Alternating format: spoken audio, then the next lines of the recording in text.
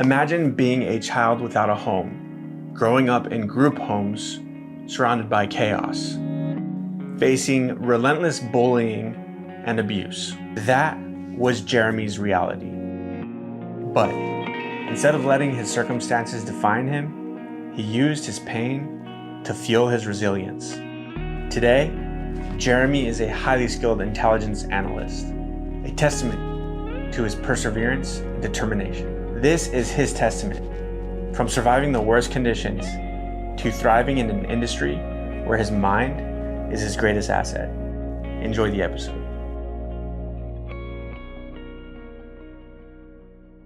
You know, like we've never met before, introduce yourself. And if you need to take a shot at any point in the podcast. Like an actual shot? We can go take a shot at any point. I think we should do that, yeah. If you need like a break or whatever, just let me know, okay? You just want another one of those. It was so good. So like we've never met before, introduce yourself to me. Yeah, I don't even know how to introduce myself in situations like this, because normally on the business side, I'm talking about what I do now. But I think for the context here, I should probably start like early on and why we're talking about this book. What do you think? Yeah. I think we kind of have two separate introductions to you. Yeah. Right? And if we do a good job today, we will. If we have a good conversation, I think we'll bridge those. Yeah. They'll be bridged. So in the context of this book, who are you and where are you from? Jeremy Bracamontes. I was born in Anaheim, California, raised in Costa Mesa, spent most of my youth up until I joined the Navy in group homes. And then in the Navy, I actually joined to be a photographer, and we've talked about that. And I thought to myself at that time, I got to get out of the groups that I was in, the gangsters that I was hanging out with. I was just going down a bad path. I was smoking pot all day, drinking and driving and just being foolish. And I knew that God had given me a different purpose. So one day, it was like 3 a.m., me and my friends were driving to Del Taco. And it was just, a great place to be at 3 a.m., but I crashed right into the mic. And it just fell over, and I remember looking over at my friends, and they are my friends, but at the time, they were just laughing at me and making fun of me, and I was just like, man, this is not the path that God needs me on, because He gave me so many opportunities throughout those times in group homes. He always stopped me from going down bad paths. So that next morning, I went to the recruiter's office for the Navy, and 2 weeks later, I was in boot camp. But I had wanted to do something that I was already good at. So like I could walk in and be good at something. So I was already a really good film photographer. But I was convinced by the recruiter, they did this whole like James Bond like story, which is totally not true, but go do cryptology.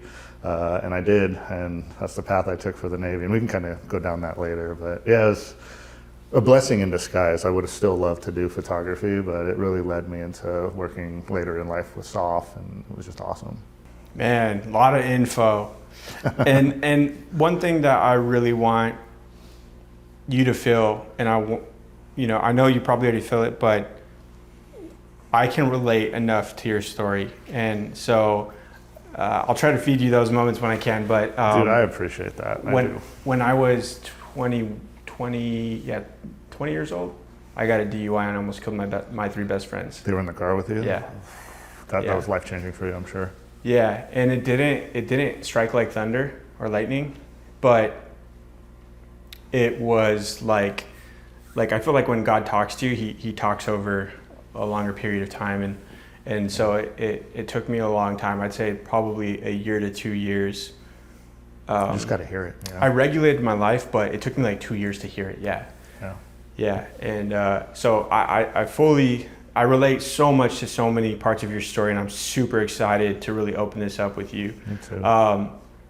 Okay, so I'm gonna dive in where I really I kind of grabbed onto some things, and in your book, I related a lot with the sort of like ghetto of Southern California, and I felt so much of myself in a lot of your moments. And one of the things I think that one of the biggest questions I have that differs is you got beat up a lot. Yeah. Oh yeah. So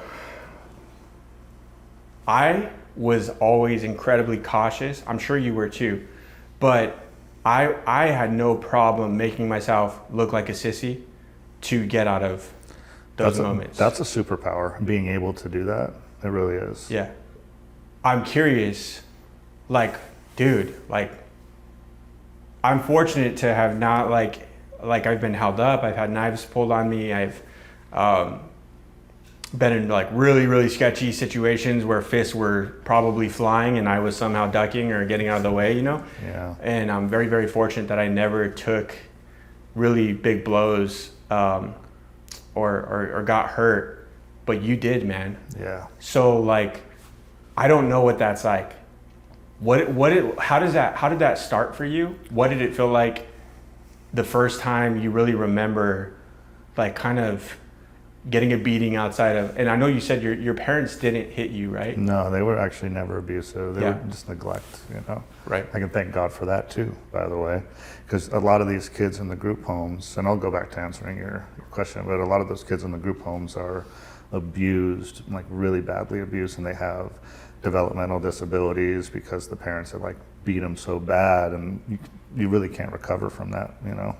But for me, I learned pretty early on in the group homes that God had graced me with a pretty smart mind, and I was very aware of other people's emotions, and I could read people pretty well. So I learned early on to do the right thing, but that came at a cost. So like in the group homes, if I was like, you know, the golden child or the good kid, the other kids hated me because of that, because I was always favored, or you can read it in the book, but like they would give me like, it was simple things like good cereal, and I talk about it all the time, where, you know, you get like the bagged cereal, it tastes like crap. I'd get the boxed Cocoa Puffs, and like the kids saw that, they knew that, and there was punishment that came along with that. So I learned outside of the group homes to be pretty silent with trying to suck up in school, which I really did not do. But I was also very gullible. I craved friendship and companionship and fellowship, and I did that in bad situations where I'd be in, and people say like, oh yeah, Southern California, it's like beach and stuff. No, it's bad, right? There's some really bad ghetto locations, and if I'm hanging out there and I'm too happy and friendly with some of these thugs, they think I'm a narc, or they thought I was not who I said I was, and that's got me into some trouble, physical trouble, a lot. It sucks, man. It's like, it's such a foreign feeling. I grew up, do you know, have you ever heard of Las Palmas Elementary School? No. In National City? I know Las Palmas, yeah. National City, that's where I went to elementary school. I was very fortunate. My mom, we had been in some really, really bad school situations where like teachers overlooked like fights that happened right in front of their eyes. Yep. And like my sister had like a big welted like face, and the teacher just like was just like, yeah, whatever. My mom, that was the ultimate decision point for my mom to pull us out, and we squeezed into a 1-bedroom apartment, me, my mom, and my sister, in Bonita, California, which is a little bit nicer. Mm-hmm. And then I had a whole new set of like feeling inadequate next to people who had like full families and nice homes, and right. But I think and I saw a lot of that in Las Palmas, but I think what gave me some empathy, being bullied in National City, in a ghetto area and ghetto city and ghetto school system, was my 4th or 5th grade year. An apartment building next to the school burned down because of a meth cooking Meth lab. lab. Yeah. The whole, and in that one day, I think like I noticed 50 faces that didn't show up to school. Lost everything.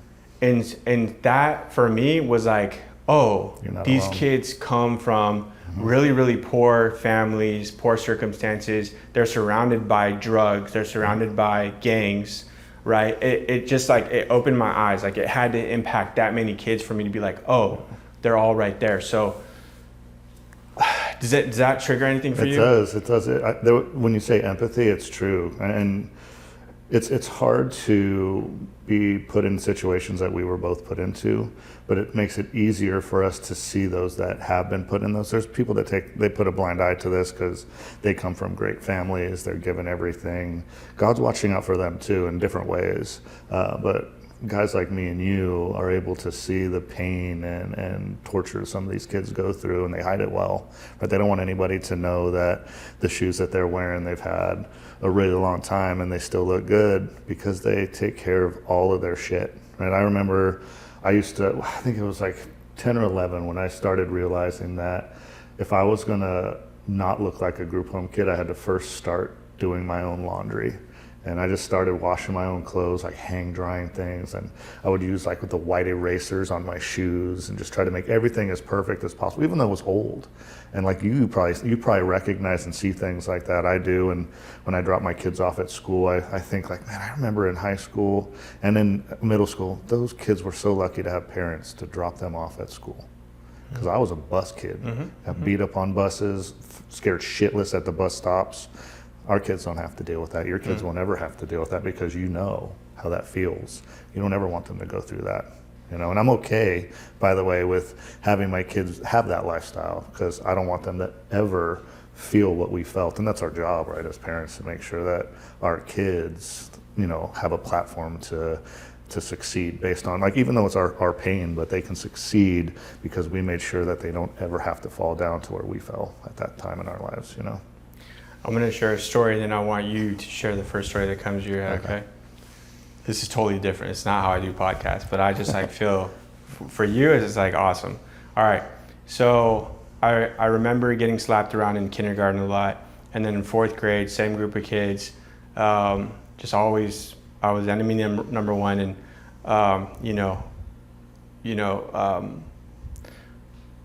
I was like, can I cuss on this? It's my podcast, so I guess we can. But I too have a potty mouth, man. So let me know if I do it up. I'll just quote like, but they were like, faggot, we're gonna get you. We're gonna get you after school. Yep. And I was like, oh my gosh, they're actually gonna get me. Like, they're gonna get me. And there's only one way to get out of school. So for the first time ever, I jumped a fence, like an 8-foot fence on the side of the school. And they saw me. They had dudes watching the perimeter of school, every corner. And one of the guys saw me and he was like, he's over here. Did you make it? So, but here's the thing, like, I had my sister with me. My sister's 1.5 years younger than me. And I made her jump over the fence with me too, right? Yeah. And so now I have my little sister, and now I'm like, come on, Chelsea, come on. And she's like, I don't know what's going on, but like, she's jumping down.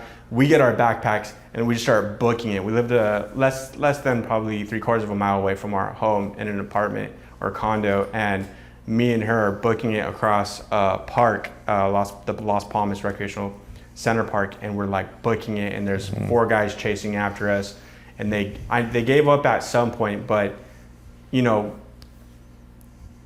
it was, just dodging just the fear inside you and what you'll do to get away from that is real. And I think in your book, you can read it, but it's not real. Yeah. Right? Like, a lot of people don't know what it actually feels like to like, for people to be like shouting at you, screaming at you, and knowing that they'll steal whatever you have on you. Hurt you. They'll kick you. They'll rip off your clothes and won't care. They'll take your shoes just because they can. Yep. Right? Yeah. What comes to mind for you? So it's very similar, and I love that that whole Southern California way of doing things. Costa Mesa is a tough city. There's a lot of different gangster elements there. They got, obviously, like, the Mexican mafia is there, the Koreans are there, lots of different Asian elements. Like, Long Beach has a lot of folks that roll through there, like the Cambodians are there. There's people that just will hurt you without question. If you look at them wrong, you're wearing the wrong thing. Or if you're light-skinned and you're not supposed to be in that area. And so for me, it was every single day. I'd leave the group home. know that I had to walk like half a mile to the bus stop. And every moment of that, I never felt safe. I always felt like something was going to happen bad. Luckily, there were some other kids in the group home who I did like make friends with that were bigger, meaner, and there was some that would protect me. They knew like the fear that I had. And when you talk about like, you know, like I wouldn't say sissy, I guarantee you're definitely not that, but there is a time and place where you know that like you cannot win that, and like how do you like what's the next strategy? De-escalate or yeah, right. So kindness is really what I would say. Yeah, and that's where you feel like a sissy. Yeah, she's like, hey man, like I know. The kindness, it does eventually work, but not when you're young. Like there's no room for that when you're a youngster. So I would always, like you, I would find different ways to go places. The group home staff members would watch us get to, like they would stand at the end of the street, they'd watch us walk down, but you never felt safe there because you never knew who, like, I mean, it was not a terrible location the group home was in, but there was a lot of terrible folks that like, when you say like that, when you were in like that one bedroom and like everybody was together, there was lots of Hispanic families that piled into these homes together, like multiple generations, and like it's like long-term gangsters. Their whole life, that's all they do, right? And you know where they are, and you try your best to avoid them, and you just can't sometimes. So it's like, you know, you're going to get your ass beat. So what are you going to do in those situations? Just try to take it and don't rat, don't say anything. And over time, they're going to know, like, if they beat you up and they never got caught, they know you didn't rat, and they'll leave you alone. Mostly is what. Yeah, and you put that in the book, right? Like you put some moments where, hey, you're not that bad. Like after you got slapped down on the floor in the middle of class, pulled you up at the end of class and was like, all right, you're not that bad. Yeah, and didn't tell the teacher, and there was like when you hit it too when you said like the teachers just turned a blind eye. Man, we had it was daily fights, just insane fights, territorial fights, or these guys, you're selling weed on their spot, they're just fighting in front of, those teachers were scared shitless of these guys too. They were. You know, they're big ass dudes that are there. There's so many. Some of them are carrying knives, right? Oh yeah, and there's like sects within the different like gangs, and like, you know, like, they know where those kids know where the teachers live, and like those teachers don't want their families to get hurt. And like initiations for a lot of these, like, and like everybody knows this, but they are targeting older folks to hurt them and take their shit. And I've had my shoes taken before, for sure. Yeah. So you actually, I don't think you went into it in your book, but initiation, like, you know, in a way that I experienced it, which I was very fortunate. My mom took us out of National City, and had I stayed another 2-3 years, it would have been really hard to keep my distance from some of these gangs, because they were just really, really big. And I remember one of my good friends that I was able to play with, two stories that I want to tell you. But one of the kids that I played with in my block, he was a nerd, and we loved Yu-Gi-Oh! And Pokemon and just like these nerdy things, and we just loved this stuff, and we related a lot on it. And he ended up joining one of the gangs in National City, and his cousin was next prime target. He's a big boy, real big boy. I still remember their names, and they're in my heart. But his parents found out that he had joined. We'll call him G, big guy, G. Yeah. Parents found out, and they made him leave the gang the next day.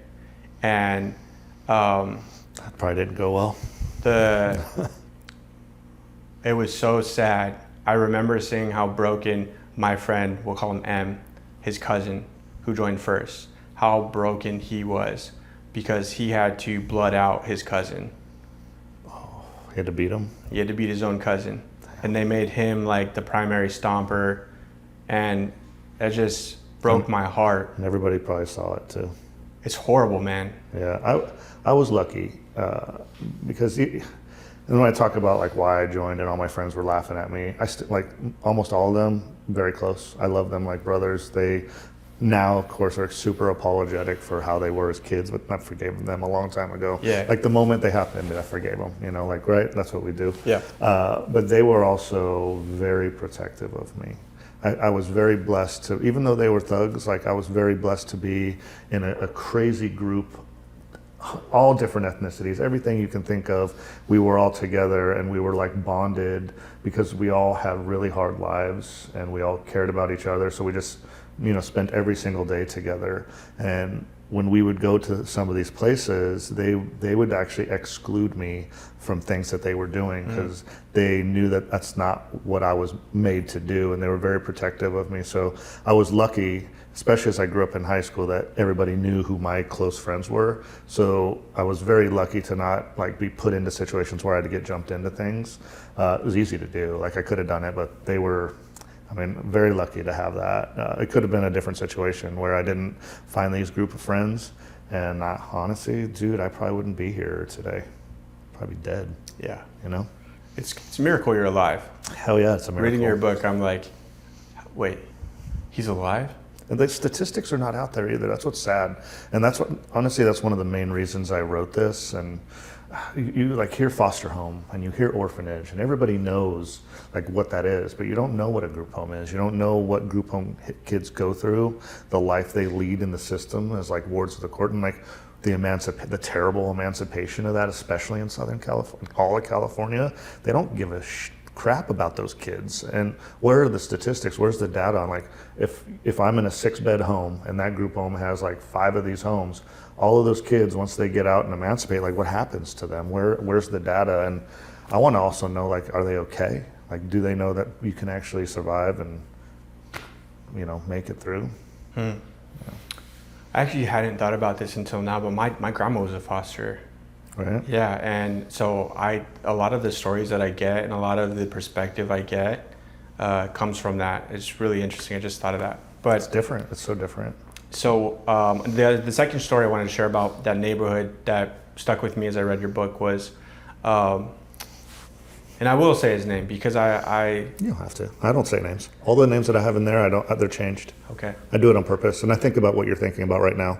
There's only one that's in there because he's like one of my very best friends, and I asked him, Dennis, but like every other name is like a play on their names, okay, out of respect for that. Yeah. So stay G. So we'll just say Marky. Okay. Yeah.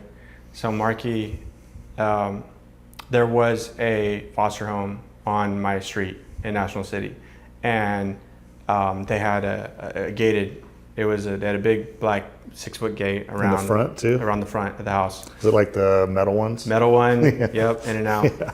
And there was 2-3 kids on the block that I would play with, but like I could see, when I skated by, I rode my bike by. Sometimes I could see, maybe they were throwing a frisbee in the yard, or maybe they were playing with one of the parents in the garage, or I could hear their squeaky voices, Yeah.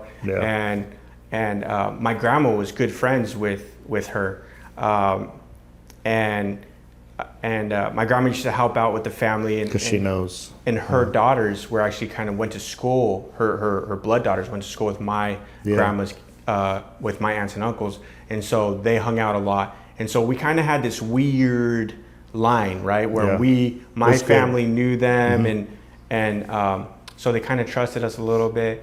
And I'll never forget this, man. One day, Mrs. C, I would play with one of the kids over the fence. We would play. We'd show each other our toys, and we'd just play over the fence, through the fence. And he had gotten a bike. They got him a bike, and Miss C said, "You can go ride with Jacob around the block." And oh no. Well, so, and until reading your book, I didn't know that was a no-no. But we got jacked? No. I got plenty of bikes jacked, but no. That moment was just pure joy, because he was such a light, smiling spirit, and we rode around the block and we were jumping off curbs, and we did our little rounds, and oh my gosh, it was like some of the most fun I ever had. And unfortunately, Miss C was like, all right, that's enough, never again. For whatever reason, maybe she knew we were breaking a rule, and I don't know, maybe she felt bad from that day. But oh man, that killed me forever. For as long as I kind of lived on that street, I The joy too, you saw it. I had that moment with him, and then like we couldn't Probably- have it again. Probably still remembers it. Yeah, Have you reached out? Like, do you know where he is? I could probably go through her. Yeah. I could probably go through her and find out. That'd be cool. Yeah. That'd be cool if that memory is still there for him, for you and him. Like he remembers that. Like it's different. Like I like hearing things like that, but foster care is what group home kids dreamed of. Like we dreamed to be in foster care. It's static and cold in group homes. They have 3 different staff member shifts. They have a group home parent, but that is really just so that they have it's almost like a manager that lives there and runs the staff members and makes sure like food's there and all that type of stuff. But in foster homes, you're usually, I mean, for the most part, and there's some that give them a bad name, but for the most part, foster parents are phenomenal. Right? And they have their own families and their own kids, but they foster kids, and they usually end up adopting them or they stay with them the whole time. And that's why group home kids are like, God, I mean, I wish I had that opportunity. But once you're like in that system, you're not going to get to go to foster care because that's going to go to, other kids that are like just coming in, right? And they need shelters. And so the kids that are already in group homes and they're, by the way, getting paid by the state to be in that bed, you're not going anywhere and you're stuck. And then, when you talk about being inside a fence, like and it's in there. Like I remember I had to ask, and I was a good kid, man. Like I didn't make trouble with no one. I had to ask just to go into the backyard, to just be in the backyard. And if I was in the backyard, a staff member had to be there watching me. They just thought we were always going to run away. And it was hard to do. And it was embarrassing if like you wanted to like go out with friends, like you weren't like ever invited to things. Like, like it's back in the day, like it was all about house parties in SoCal. And I was never invited to things like that because I couldn't go. And nobody wanted to have to go through the group home and the parent to like sign things like, hey, you're responsible for this kid. That never happened. And that's hard. It's hard for kids in group homes to be isolated and excluded from like true friendship. It's tough. I can empathize with that a tiny bit because when I went from National City to Bonita, I was a really poor kid. Yeah. And I didn't know, there were other poor kids at that school. And there was actually one other girl who kind of, I'll call it, escaped National City ghettos. And we went to our same elementary and same middle and same high school. Nice. And she's thriving. And it's really cool to see that, to see like, another kid get out of what we went through together. I haven't had any other group homes that made it out, group home kids that made it out. I'm still trying to figure it out. So what I empathize with you and your story is when I was a poor kid in the rich area, I got a different kind of bullying because of your shoes or your whatever. Oh, because you look like shit? Yeah. Yeah, I got a story for you after You're that. walking to school or you're taking the bus to school, but in my case, I was walking to school. And I was walking up the hill where only apartments were. So I didn't have a house. And so I tried to walk up this like quarter-mile stretch as fast as I could because all the kids from the school were driving. Yep. And knew that I was walking from the small apartments. And I thought it's going to be impossible for me to fit in. And I remember making my first best friend and being invited over to his house to play computer games after school in 5th grade and what that meant to me and to fit into that. And so I know that pain, what it meant to me, I can't imagine.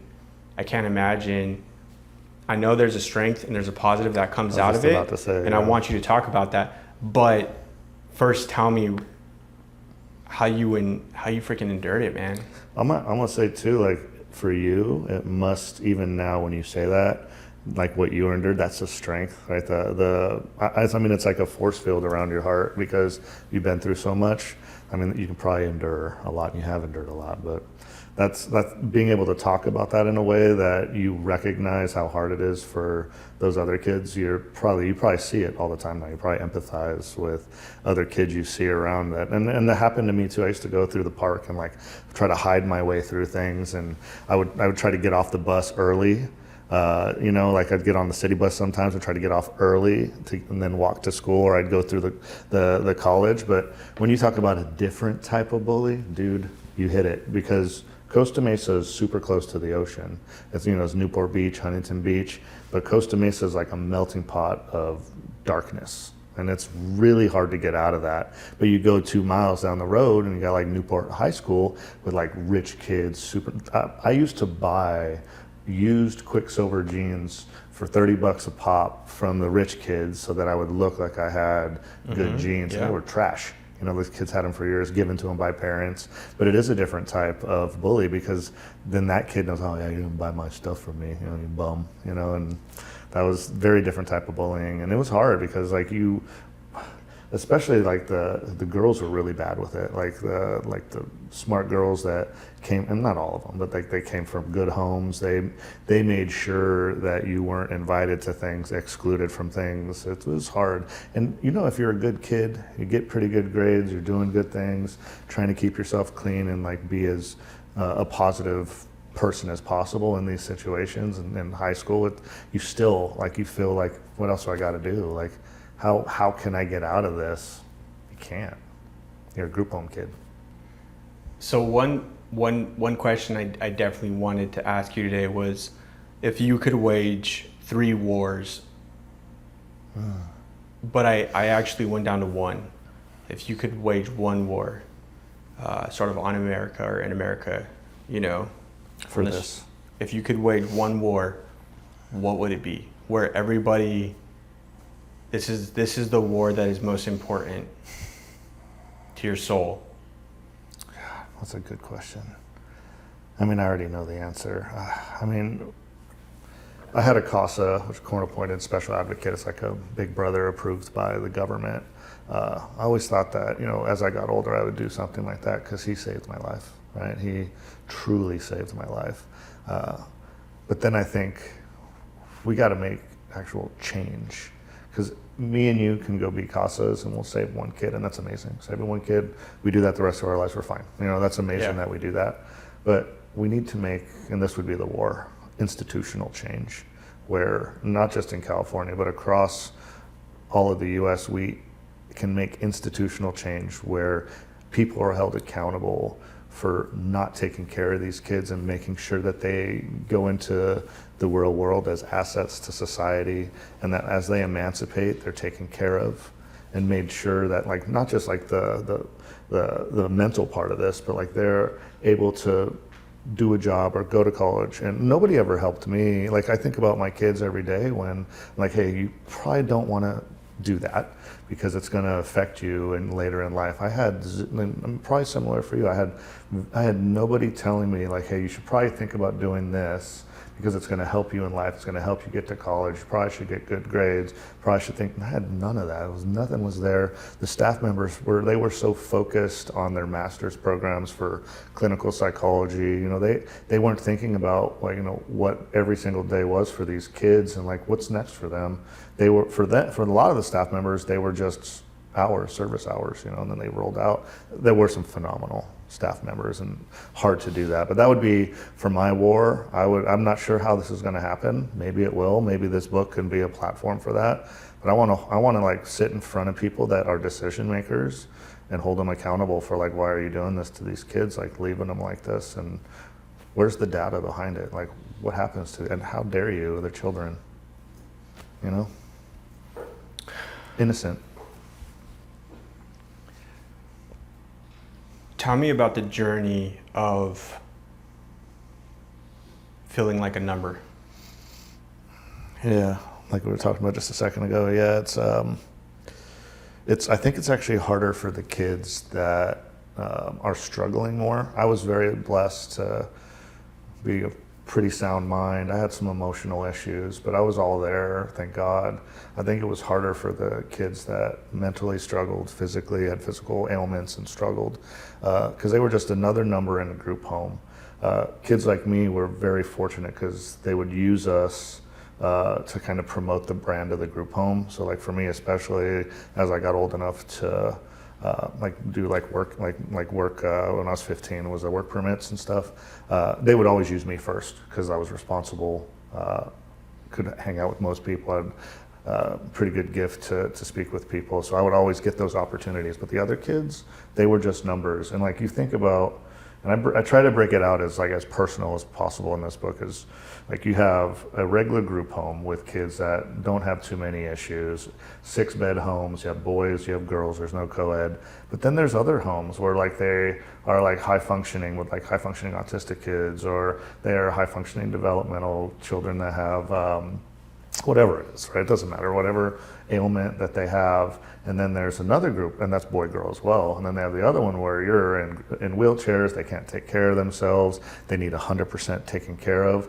They are just numbers, they're not names, right? You don't know the names of these kids. It's just like, oh, that kid that, is in that wheelchair, that kid that's in that, well, that kid that, pees his bed and has this. That's how it is. And I don't think that's probably ever changed. And I don't know how we would like fix that.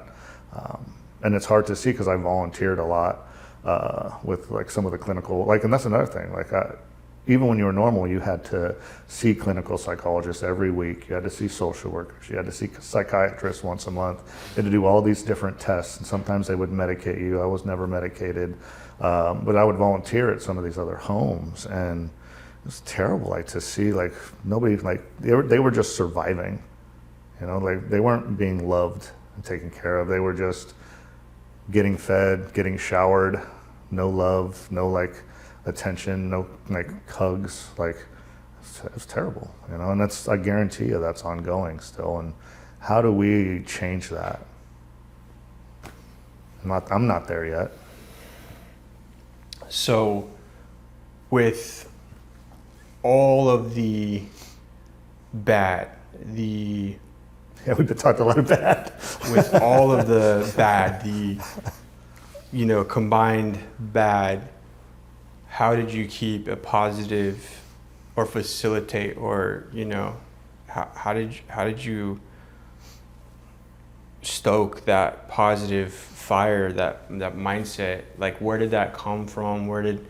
Because I think back to losing your mom, and we read through your book and we see how you're emotionally challenged, like through all these things. Like, you had to say goodbye to so-and-so. You were admitted to the larger group home. Orangewood. Yeah. You're admitted, and you have these like having to go back to Orangewood, these massive emotional hurdles. Where do you find the positivity? Where do you find the ability to smile in that, or after that?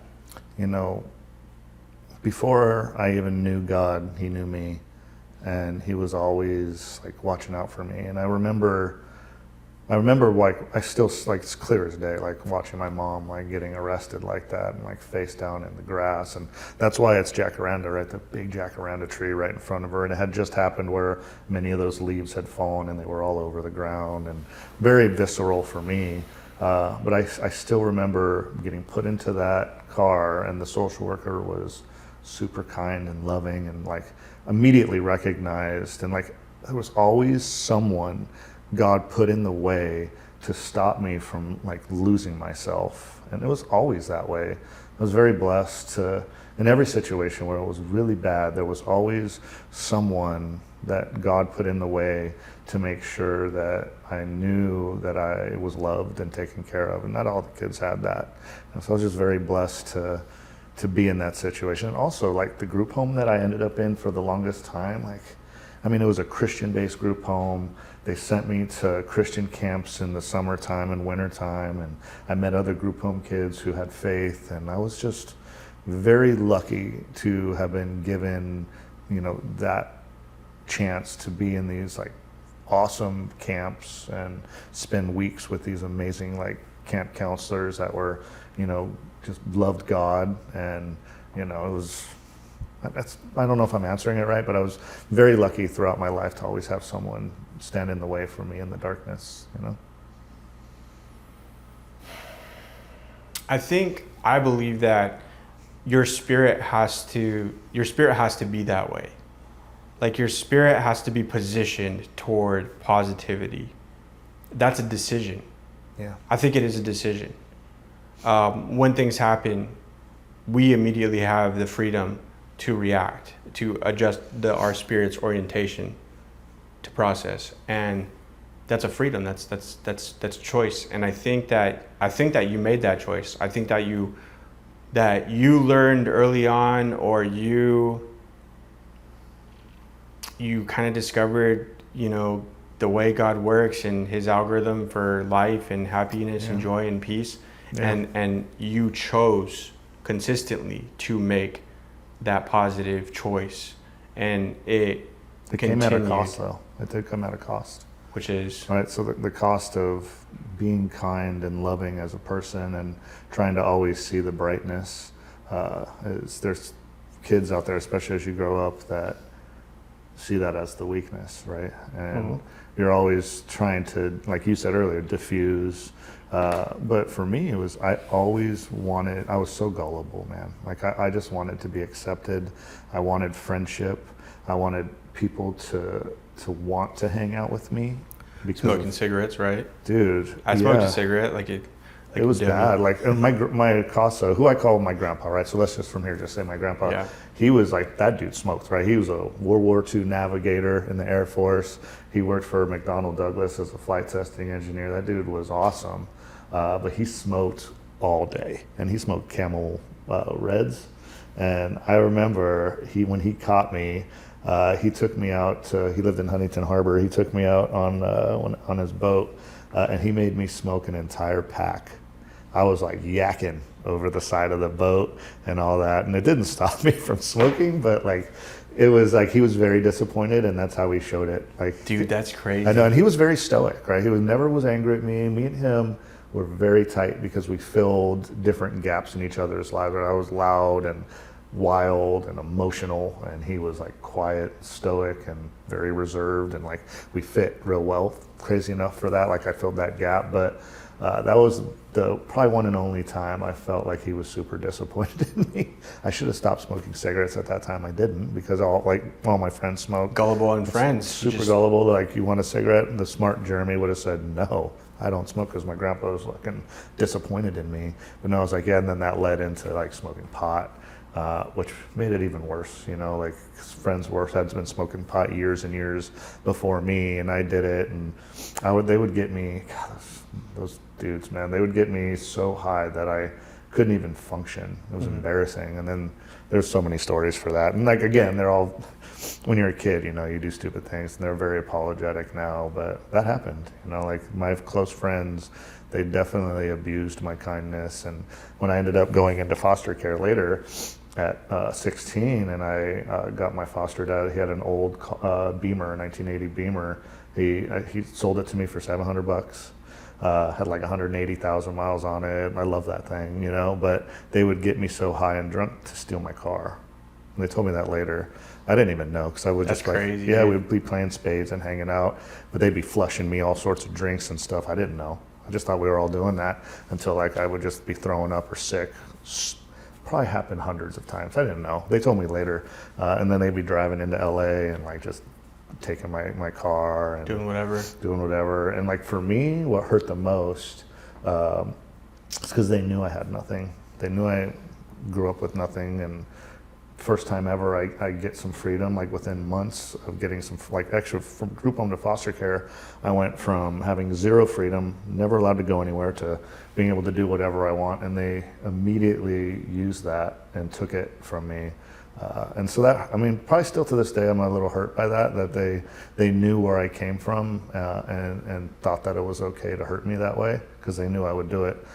And the other part is, all they had to do was ask, and I would have said, yeah, I can relate with that too. We have innate evil in us. We have selfishness, and that was the culmination of my DUI. Right, the DUI was just the stamp on the ticket. How old were you with that one? 19. Yeah, that's rough. Yeah, I was 19, 20. It was my freshman summer back from college. I should have had so many DUIs, dude. I would go down to Tijuana all the time, drunk as shit, driving. Yeah, it was legal back then, basically. Dude, it was so not bad. legal, but it was in San Diego. I think everybody did it. You know. We would drink and smoke in the car going through. Yeah. The car would be smelling like pot as you go through the freaking Jack in the Box. No, as you go through into Mexico, as you go through the border. Yeah, dude. Smelling like Border Patrol. Yeah. Yeah. Where are you from? United States citizen.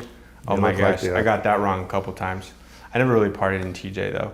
Good. Yeah. Good. I did some some bad moments there. No, I was always scared, always cautious. Like, I and it was should've done- different too. yeah. You know, when my friends were going in high school, I had heard enough bad stories from my family Yeah. going through, and in the 90s, going through, and I had heard enough bad stories, and so I decided not to do that. And I would just kind of laugh when my friends came back and they're like, "Oh, the police shook us down for a couple hundred, or they took our knives and they took our wallets," and it's like, well, that's why I decided not to go. But the perspective of, you're like, dude, screw my family. And I can only imagine. It's not a good way to think. I can only imagine. Well, you know what? Dude, like, you're already positive. You already have so much to give. But here's what I would challenge you to like percolate on. Right, is giving you a marijuana term. Right, but I'm just kidding. I understand it. Like, we are so just routine, and we develop our routine and we get comfortable, and oh my gosh, humans are the worst about just trying to get to comfortable, right? Yeah. It's just like, oh, my minimum wage, oh, living day to day, oh man, I just got to week to week, oh man, I got to month, holy mackerel, I'm at year to year. And don't you dare throw that thing over there in my life that will sidewind this, right? Yeah. And I've thought about that. I know where you're going with that. Yeah. And for God to disrupt the hearts of your family, your lineage, to include your testimony, your story, your perspective, otherwise your family would continue to get comfortable and not give anything good to this world, give anything good back to this world. But now you do. It makes me think. And so it's not about them, it's about you, right? Yeah, it makes me think of something.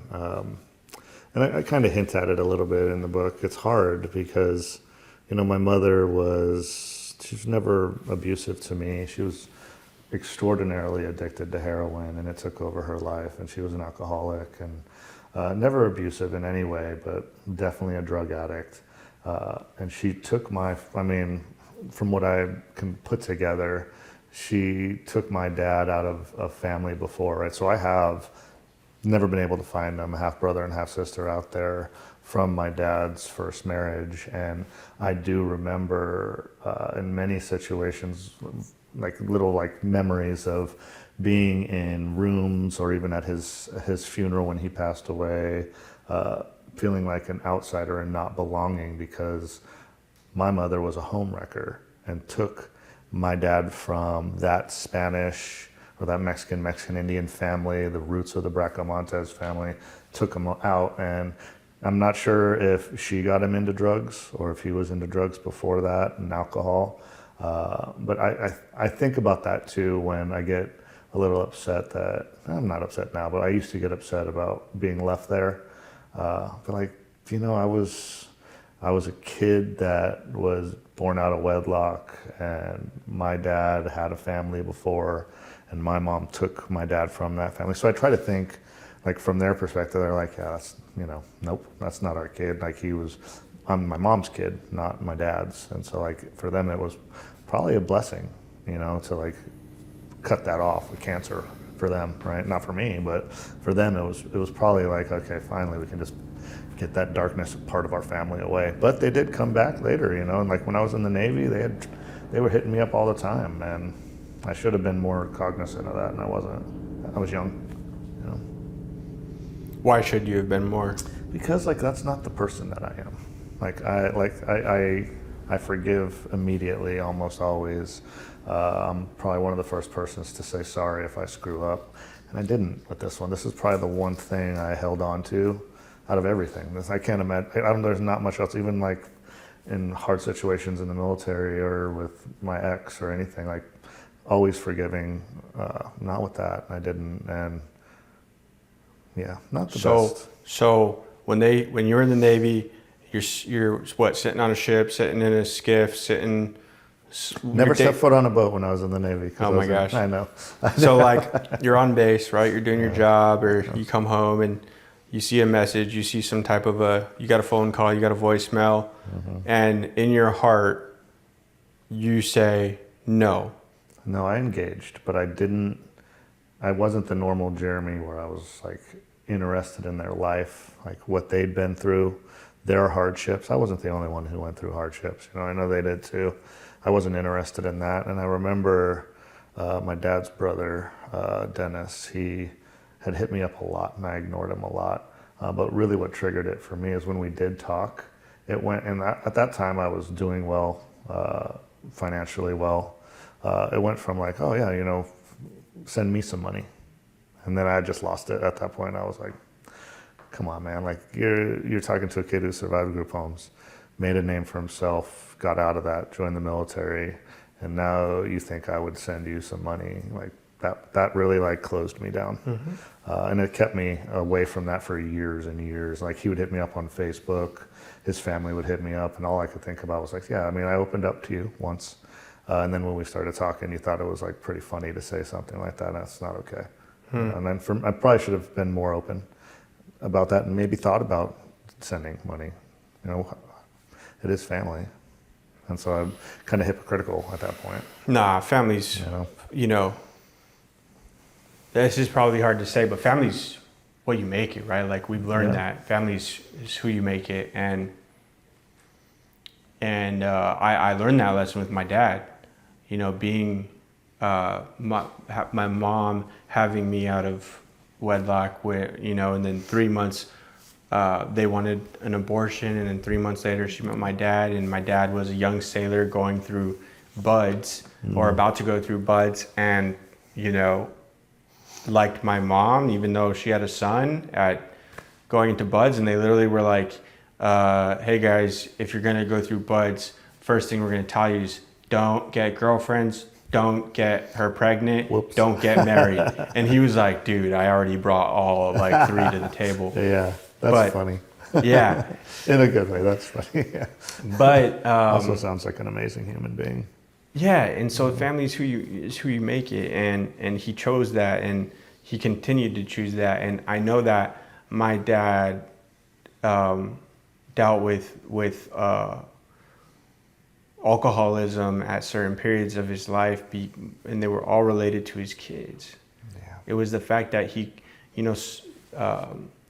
somebody was saying he couldn't spend time with his kids, or so and so said, if you spend time with these half kids, or he's not your son, or hey, we're your family now. And I get that. I understand that we live in a broken world, and it's hard. We have hearts, and we want to feel loved, and you have to have a big heart to say, hey, I know that you can love them, and I have enough love left over from that, or whatever. So it's hard for people to say that, right? Yeah, we come, like me and Shauna are a blended family, Yep. right? And her kids are my kids, and I've never really thought of it differently. But it's hard when my older kids are not here, and I know there's jealousy, and Sure. I've just never thought of it that way. It's just, I mean, you come together this way, and God put us together, and you do the best you can with what you have. But it sounds like your dad was of similar mindset, and I also understand it's a culture thing in the military, especially in the Navy. Like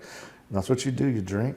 You drink together, you bond together that way, and sometimes it gets the best of you, and alcohol can take over. And I'm a prime candidate of messing up a few times with alcohol, and that's hard to deal with. Getting through that is another journey and a power, being able to recognize that alcohol can really, really mess you up, and seeing that and trying to stem that in a way that doesn't change who you are too. Like for me, like obviously I enjoy really cool, unique stories behind distilleries and alcohol, and like so that tends to make me want to try more alcohol, and I got to be very careful because there's a part of me that wants to always drink more. You always got to think about that, and I'm sure he probably was very similar. Well, that's definitely a question I wanted to ask you, which is addiction. Yeah. So you come from addiction. Scary, right? And how did you think of addiction? Because I know you were smart enough. How did you think of addiction in your your kind of history, your family history, as you were smoking weed or as you were drinking or as you were smoking cigarettes, were you smart enough? Did you kind of have perspective with that? Did you tell yourself, I can quit this whenever I want? Like, how has your mentality with addiction, knowing your family history, how has that kind of changed? Yeah, growing up, I refused to do like harder drugs.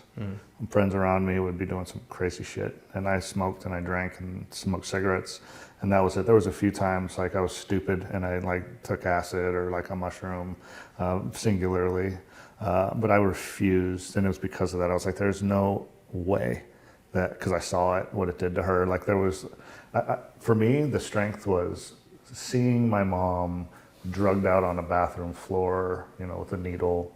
Like I will always remember that, and that was too much for me. So, and there were times though, like I would smoke too much weed, and like, what the hell's wrong with you? And like too much alcohol, what the hell's wrong with you? But there was never a time that I was ever interested in doing a hard drug because of that. And God graced me with the strength to say no to that. But with alcohol, was not the case. And I know that for me, if I was weaker, would be a problem right now, for sure. I think that's the case with a lot, especially folks that are in the military, be it like on the conventional side or the special operations support side. Doesn't matter. It's something that you bond over for years and years. You get all these youngsters that come from all different parts of the country. They go to a base together. What do? You play cards, you drink, and that can manifest into some problems. So you've got to be able to recognize when you overdo it and course correct. And not a lot of people can do that.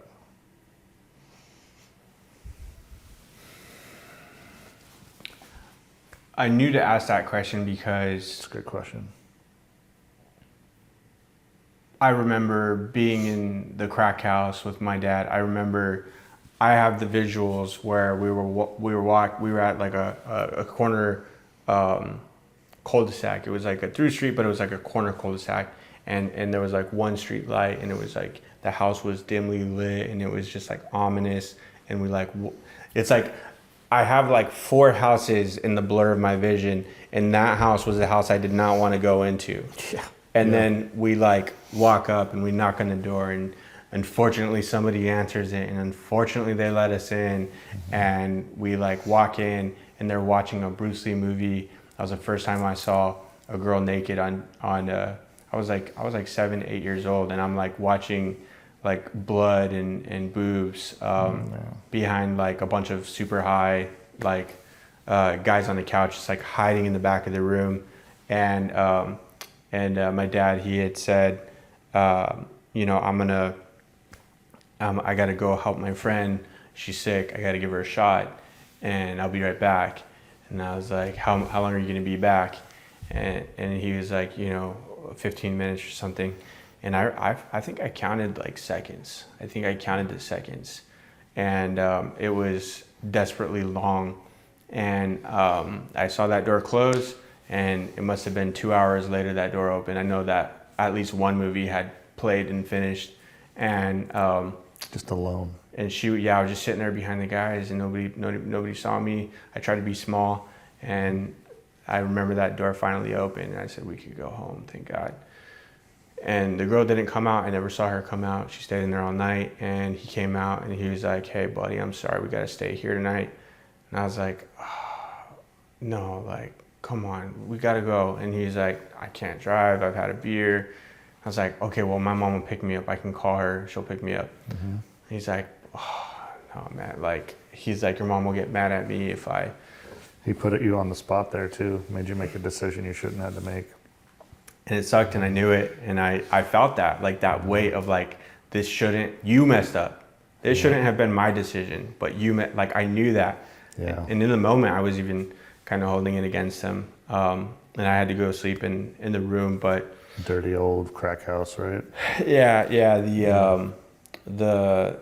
I kind of told you, it was a mattress on the floor, and like the windows were kicked out. There was the weird windows that were low on the ground, and they were kicked out. And I felt so scared because the world could see in and see me, and anybody could see me and then take me. Yep. And You'd be gone. yeah. And he's all asleep and high and drugged out. Yeah. So that was frightening. But I told you the good thing about that story was I was so frightened. It was an interesting sequence of events. He shut the lights. I saw the windows. I saw the outside lights. My heart sank.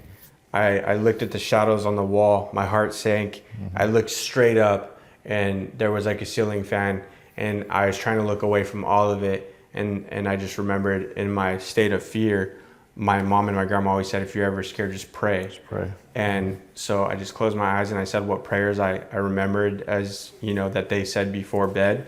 And peace came over me and I fell asleep in like 15 seconds.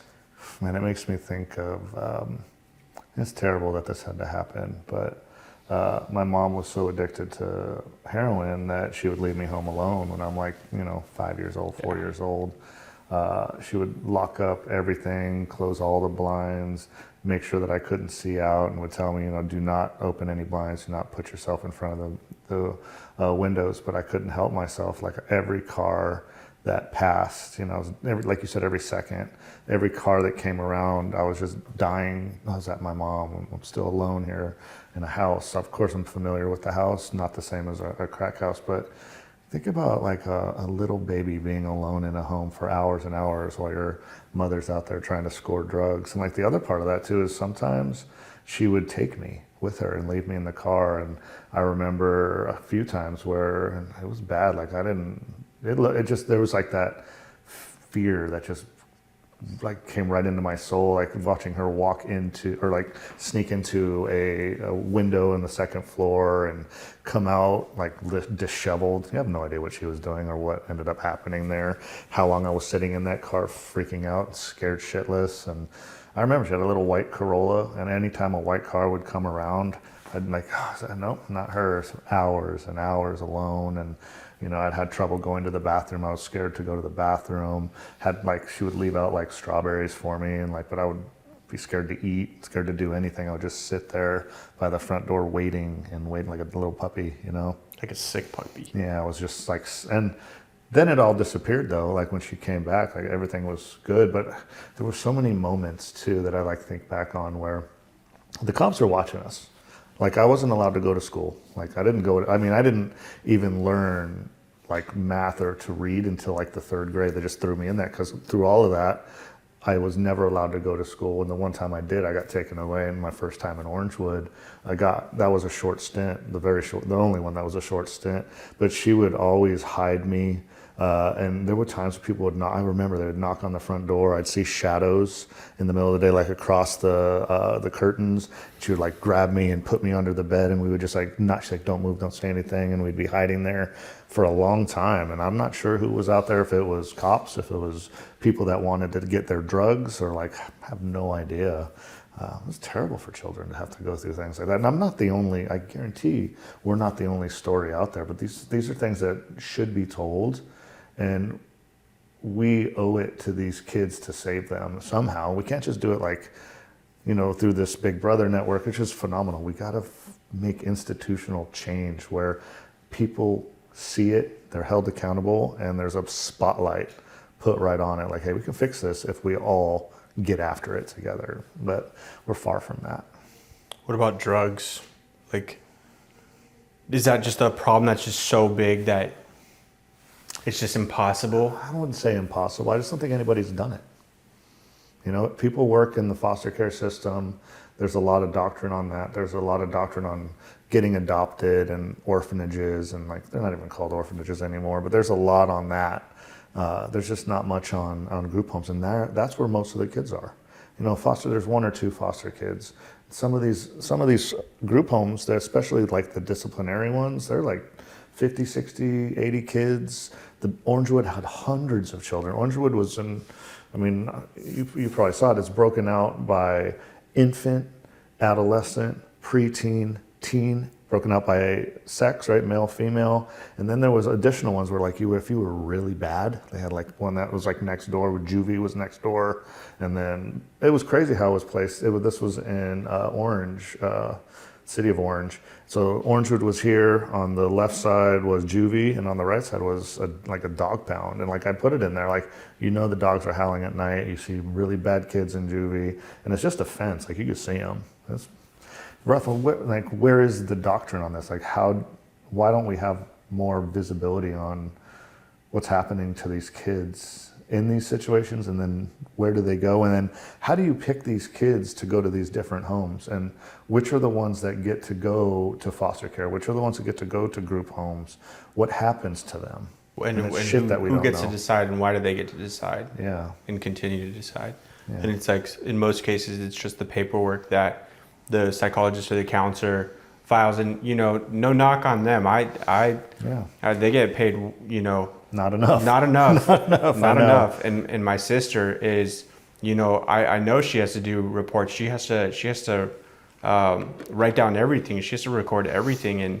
And yes, that's incredible. But I think from your perspective, it's not enough. And there needs to be more accountability, sort of before and after. And like the medical side too, it always fascinated me, because when a kid gets hurt, and I mean they had nurse practitioners at Orangewood, and like there were many times where, it's in there, like I got like that is a hell on earth. Like people just get hurt every single day, beaten up bad, and some kids, they gotta go, because they're hurt so bad, they gotta go to the nurse and to get fixed up and stitched up. That has to be written down, that like legally, right? Yeah. You have to put that in somewhere. And what happens when you put all that together and like, okay, over the course of this year, this part of Orangewood has had this many beatings and these kids have been hurt this many times. I mean, it's probably not the same now, right? This is the 80s and the early 90s we're talking about. I'm sure there's a lot more visibility now with social media and the ability to monitor and record things. But in those places, I don't think so. Right, I don't know. I just want to see where we are.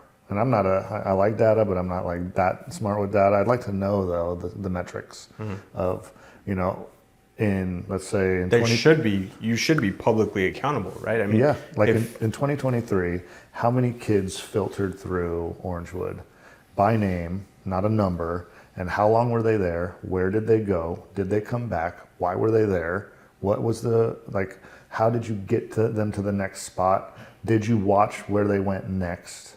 Like who's doing that? Like who's making sure all these innocent children in these horrible situations have a voice and a name and not a number? We're not there. Sounds like a documentary, man. I mean, I'm down to do that with you. I know it would be war. It would be war. I'm down to fight some wars on that though. Because and that's another thing.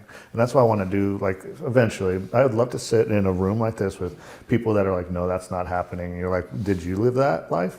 You got me that lived that, and you that lived that life, and you can't bullshit us. You can't bullshit us. That's never going to happen. Like, that's not true. And I love to do that, by the way. I love to call out people that are not telling the truth. And I do too. And I don't know how much I saw it in you, but I wondered if you had it. I have a story. He's actually since passed, but an innocent, I'll call him Jay, but Jay had a great smile. He's always just a bright soul.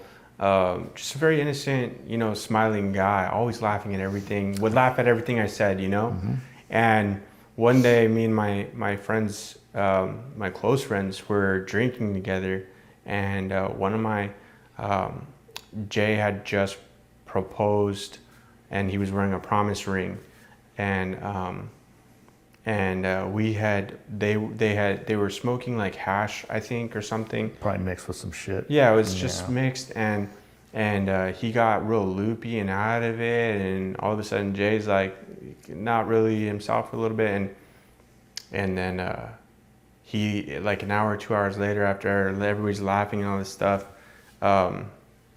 he's like, "Where's my ring?" And I could hear it in his heart. He's like, "Where's my ring?" And it's probably like a $50, $100, $200 ring. That's the He's point. Like, yeah, he's like, "Where's my ring?"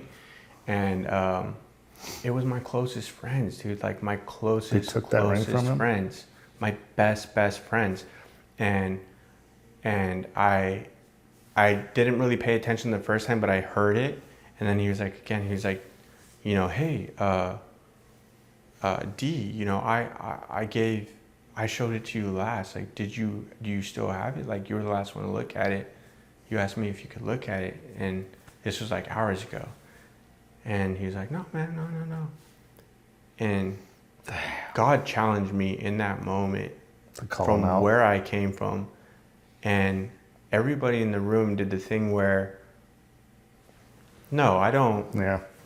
I wouldn't accuse my good friend who I like loved, and we played football together and we spent so much time together, and like, how could ever this happen?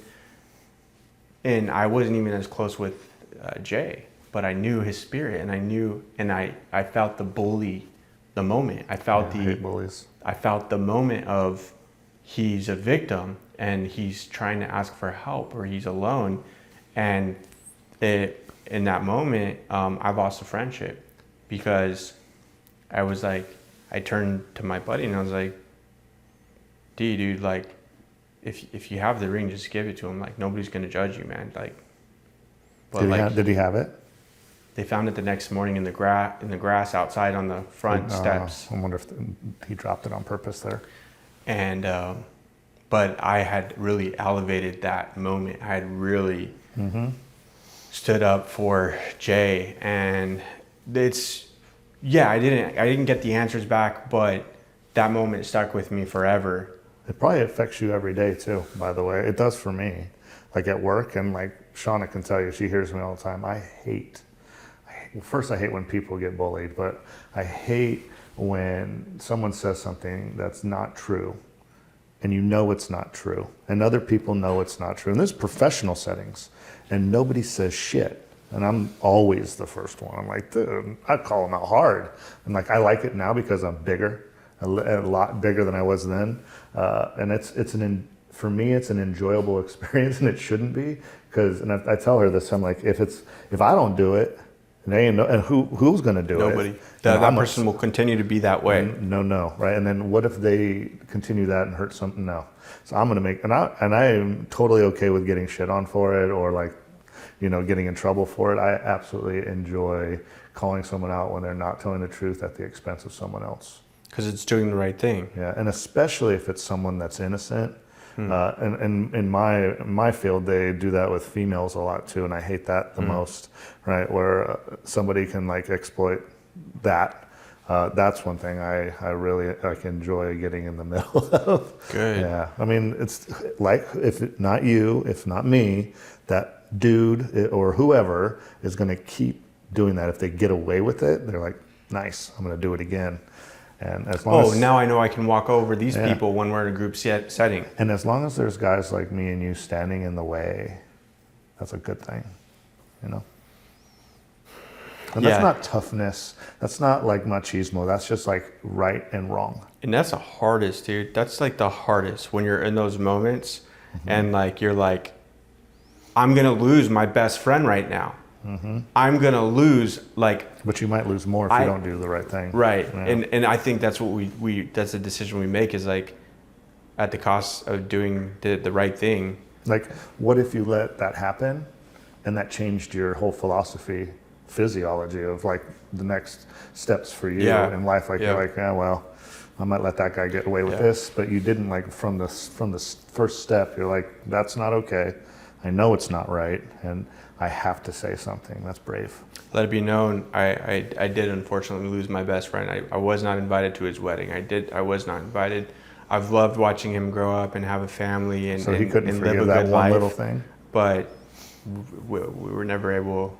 I think I had said something too about like, hey man, I'm really sorry what happened and stuff like that. And make the steps. But we were never able to like repair that relationship. And so I think it's important to say like, hey, like if you want to do the right thing, you are going to lose things. Yeah, I'm going to say the quote wrong. It's lonely on top of the mountain, right? When you're up there by yourself trying to do the right thing, it's lonely, man. You're not up there with other people. You're by yourself trying to do these right things. It's lonely up there, man. You know what? I don't think I put this in the book, but Chadwick Boseman said this, and it's like one of my favorite things he said. And I've told Shauna this too. I've told a lot of people this. I don't know if we spoke about it, but and this is like the being brave and doing the right thing. But what's the only difference between the hero and the villain? Right? They have similar backstories, tragedy, trauma, pain. The only difference is the villain wants everybody to feel what they felt, and they want to hurt people. The hero, he doesn't want anybody to ever feel that way, and stops him. Nobody will feel that, and they stand in the way. And that's what you did. That's profound, man. It's real. I've never heard anybody say it that way. And I'm probably quoting it wrong, and I know he said something similar. If it was him, I'm pretty sure. But it hits me every time when I think about doing the right thing. I think this is a really great place to take a break. Yeah. Awesome. This is awesome. I could make us some coffees too. You want coffee? Yeah, I'll make us some good coffees. Yeah. Beer and cream. How do you guys like them? Yeah. I'm pretty basic, man. Me too. That's right. I could put like Baileys and shit in here too if you want. It's up to you though. That's another love language of Jeremy's, Yeah. I don't know if you consciously threw that in the book, but you're like, I just want to mention every single time somebody brought me donuts or somebody, it's a love language for you, dude. It is. That's very true. You're like, if you bring me food, that's like right Well, next to well, words of there you affirmation. go. That's right next to all of the things. My language to her a lot is like, she does so much for me. I like to, like acts of service, I guess is what it is. I like to do things for her, but I also like routine and like process. So I love, like when I'm making her like tea or whatever I'm making her, I like the process of creating something for her and giving it to her. Like that's like, and for me, coffee. My grandma on so my casa, his name was Bob, but I call him Grandpa. His wife, who I call Bella, she would make me cafe au lait, like the old school style, like on the stove where it was like instant coffee, like almost burnt, and then you put the milk in and then like chocolate syrup, and she'd make that for me maybe it did stunt my growth. I should be taller after longer legs, but yeah, I drank it like all the time with her. And for her it was special because she came from like Italian culture. She was first generation. That was a process for her. Yeah, it was a process for her. And like when she would do that, and she would make homemade pasta sauce, and like she would let me sit there and like stir it, and then she would like make me something on the side. They were amazing. Well, enjoy your coffee, and we'll do whatever you need to do. And when you're ready, I'm ready, man. We'll Yeah, hit it. Yeah. So let's jump into it. That sinks them, right? Yeah. So I want to start off with your casa. Yeah. You touched on your casa. So tell us what a casa is and what your casa meant to you. Yeah. Probably should have hit it at this earlier, but it's a court-appointed special advocate, and they have different like directorates throughout the country. They have one in DC. They have one in Virginia. I was just very blessed to have that, and I got a casa when I was 6 years old. I was in my third or fourth group home at the time. I had just come out of Orangewood, still alone. My mother was still in jail. There was nobody. Every kid would go out on weekends, and it was just me and like a weekend staff member, and all the other kids would be gone with their families or their volunteers. So when I got mine, I remember the first moment I met him, and he was always the same. Like the clothes he wore, how stoic he was, how phenomenal he was at controlling himself. And I remember him sitting there outside on the porch of this house, Blue House in, I think it was in Huntington Beach or in Fountain Valley, one of those two. And he was like wearing a blue shirt, like button-up short sleeve shirt. And he had a old school Parcheesi game with him. And I remember just talking to him, and he had like, like when you're older and like you like bruises on your hands sometimes, like because like your skin's a little softer. And even at that time, he was having like issues with his kidney, so his skin was a little softer or more easy to bruise. But I remember immediately being like attached to him, like almost immediately. And I think for him it was easy because like I like went right up to him. I was like trying not to cry, because like I could tell he wanted to take care of me and be nice with me and try to teach me this Parcheesi game I'd never heard of. But literally after that moment, it was like every weekend he'd come see me until he was allowed. They're not allowed to do this now. Until he was allowed to take me on weekends, and that was the most amazing feeling. I know other kids feel this too. Is you're stuck in a group home and someone's coming to take you away so that they can show you love in their home. That's what he did. He opened his home to me, his children, his grandchildren, all his friends in Huntington Harbor. They were all very amazing to me. So, and I was a pretty good kid, you know, and I just wanted to please. And so I just followed him around like a puppy, like constantly. Anywhere he was, like even they let me, when I was able to spend the night, I wouldn't even sleep in the room. I would sleep on like the floor outside his door because I wanted to be like that close to him. And that's just how it was, like until he passed away when I was 16, which destroyed me for a while. But that was our relationship. Towards the end, it was hard because he had dialysis, his kidneys gave out, and it was very hard to see that him fall down that path. And then what really sucked with that though is like he was my casa, and even though his wife was one too, when he passed, like the family just kind of like it was the glue. Yeah, when for me, like what was sad, really hurt my feelings, and they know it. They just like didn't forget about me, but I went from, you know, going out on weekends and being all weekend with my grandpa. Even when he was sick, you know, we'd just be at his house cooking or hanging out watching golf or whatever he liked to do. And then it went to nothing. So like when he passed, the kid, he had four kids. None of them, it's unfortunate, none of them actually thought at the time that what was happening to me could be pretty bad too. And so like I was like, went back to being abandoned, had nothing again on weekends. It was just me in a group home, and I was in an emancipation home at that time, which was even worse. Break that down. So the kids at like 15 in group homes get sent to what is called an emancipation home, where they supposedly are supposed to teach you how to get into adulthood in a pretty easy way, and like I don't even know the word, but kind of take care of yourself or be self-sustainable or learn independence. But yeah, but like when you go out there, like you get a job, college, but none of that actually happens. Like it's just another group home for older kids. There is no teaching to become an adult. There is none of that. And so I went to this new group home. He passed away, and that's when I really started getting into pot. Like I didn't necessarily, there was a moment of weakness for me where I just kind of was like, man, I don't care anymore.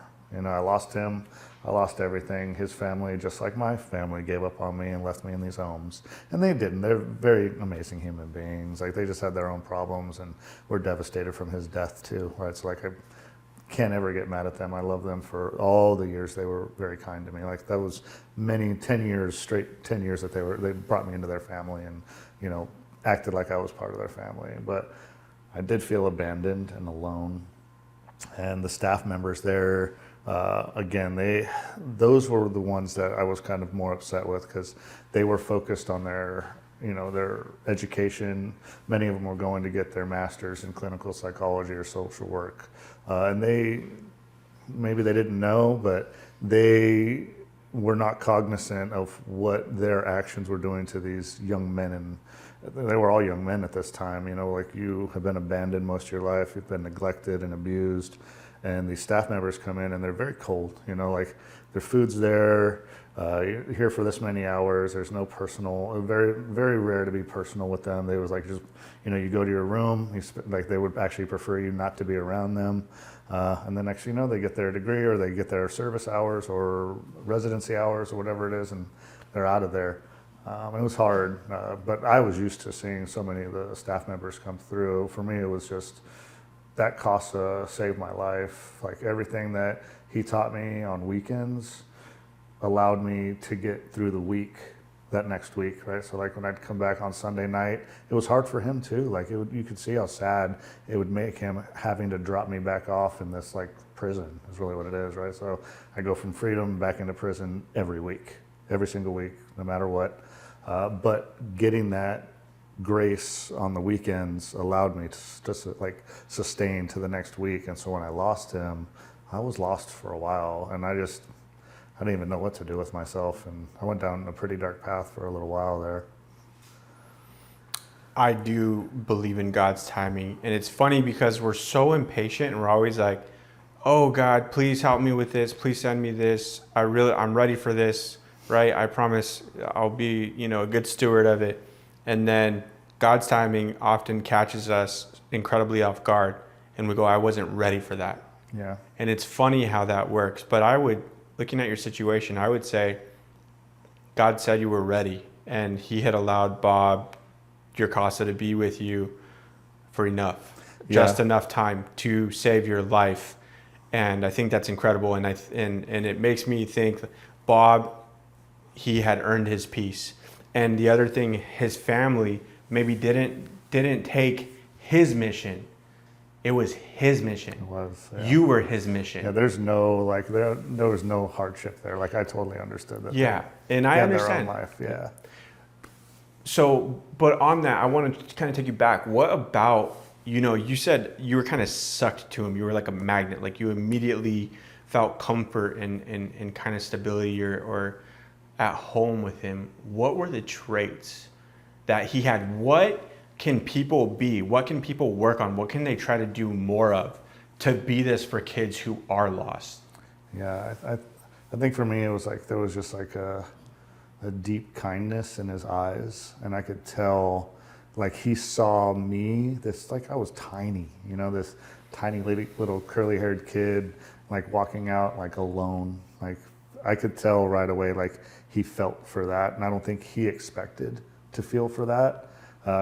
This is a guy that spent 40 years in the military and the government working classified stuff for McDonnell Douglas, and he did a lot of the airplanes for Boeing and stuff. To feel something like that, and I heard too from his kids that he was definitely not the same with them as he was with me. Right? He was very strict with them, and for me, I think it just gave him a chance to really put his love into one thing. Or maybe it was like a puppy, I don't even know, but it was constant for all of us. And some of the other, and we can go into this, some of the other group home staff members recognized that, and they loved him for that too, because it would change because you knew you're getting picked up by your casa. It got to the point where I was able to stay Fridays after school, and I'd go till Sunday, where you're only really supposed to go one night.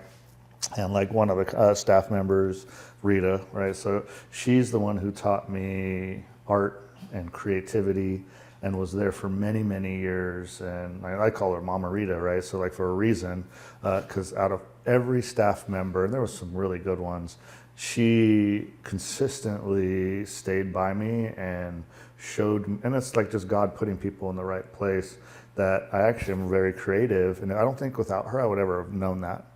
The way she taught me how to draw and paint and think about negative spacing and how she did things, and her giving me her drafting table to draw on and all the tools to use to draw and just be creative. And even when my drawing sucked, she was saying they were awesome, but in a way that was constructive. You're hey, that's awesome, but maybe do this. And then was teaching me the shading, how to hold pens and pencils, how to paint. And yeah, it was just phenomenal having her there, having my grandpa on the weekend. So even though she was only there a couple days a week, it broke up the monotony and darkness of the group home week that I was in. And it was, again, having God right there in between to hey, got Rita here, got my grandpa here. And there was more that came through later too. So when he passed, I got into foster care later because of a chance accident, and we can talk about that after if you want. And with the bad staff. There were some bad ones, yeah. So with the bad staff, for the world, the entire world that has no idea, or American citizens, taxpayers, right, who don't really know what's happening in these places or what kind of people are kind of going through them. Yeah. What is a bad, you don't have to name anybody, but what does a bad staffer kind of look like in these places?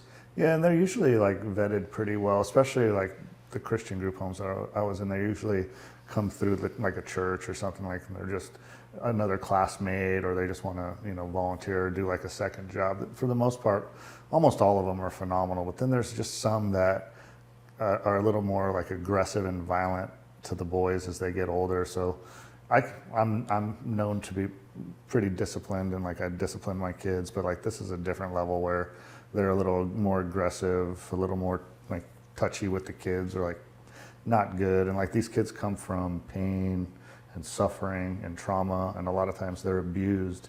So if like a big dude is like in your face, aggressive, it's like not good for these kids. And I can't say like some of them didn't deserve it. Some were like bad kids, really cruel and mean, and say terrible things to the staff members. But there were a few that just were a little too aggressive when a kid wasn't like doing the right things, and they disciplined them a different way. A couple of them got fired for putting their hands on these kids, and I don't know if that answered it right, but there's a few out there that just could not control their anger and rage towards kids who weren't doing the right thing. And as a dad, my sons piss me off all the time, so like I get it, but that was a very different way of taking care of a kid that's been hurt. Like they have to know that this child has no one, they have no family, they've been abandoned, they've been abused, they've been neglected. So like if you're going in to be a staff member, you need to have a much higher level of compassion when they act out. So like if they're acting out, they're young, it's not their fault. You got to like take a few steps back and recognize that you could probably handle it differently. It's interesting, right? Because I want to unpack this. I want to unpack this with you and for you. So you read the book, and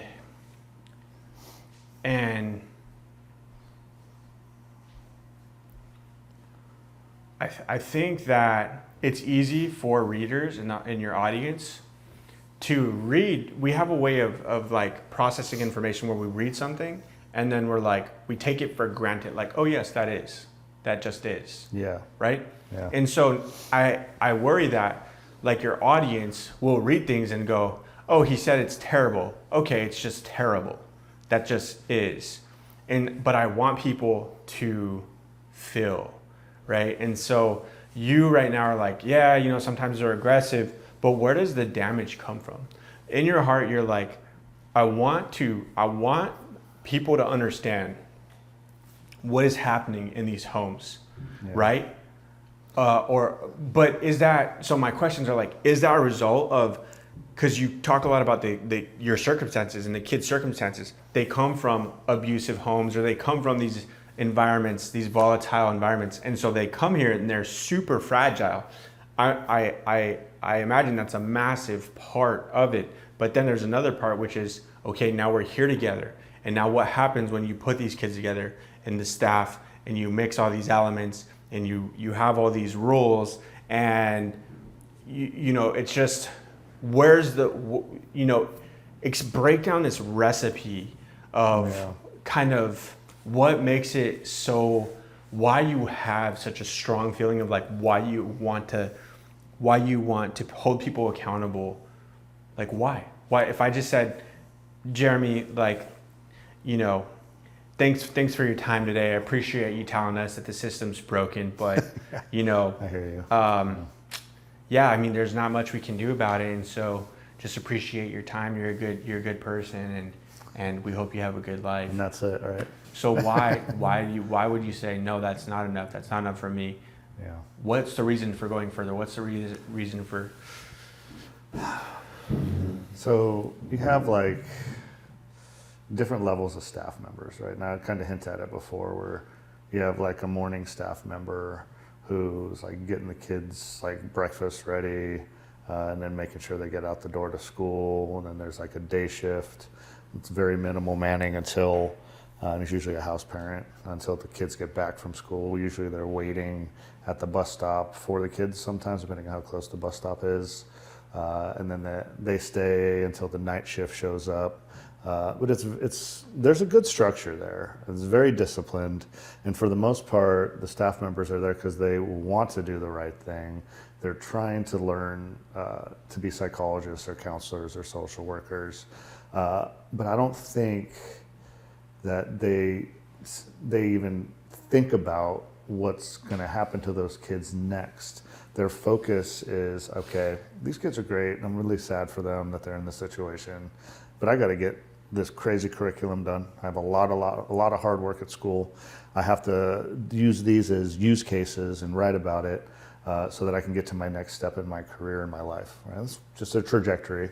But what is going on with these kids at the same time, right? Like, what about them, and what about their trajectory, and what about their life, and who is the one that's going to hold others accountable when people forget that they also deserve to, and you're going to hear my dogs, let me break. No, that's right. You know, that they also deserve to know what their future is, and like, who is going to be that champion to say, hey, I know that it's hard for you right now, and I know these staff members are doing their best, but let's follow your journey and make sure that you actually have the resources and love and ability to succeed.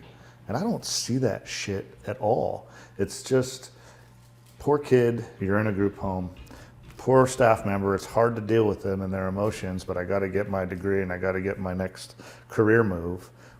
I mean, where is the accountability there? And there is none. And, you know, maybe that's our next step here, is using this as a platform to walk in and hold like that accountability to people that can actually make decisions and push it into law, where you have to have the data and you're like, okay, Jeremy, from age 4 to when you joined the military, these are where you were, this is what happened to you, these were the things that affected you, and these are the things that failed.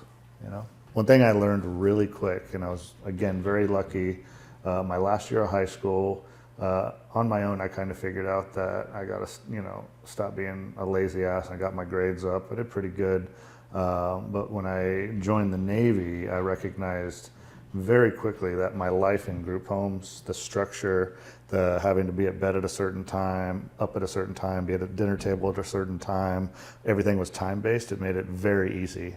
It was just a mind game for me. And I was also very good at just staying in the middle and like not being seen. And we were talking about it earlier, like being there, but kind of hiding in plain sight.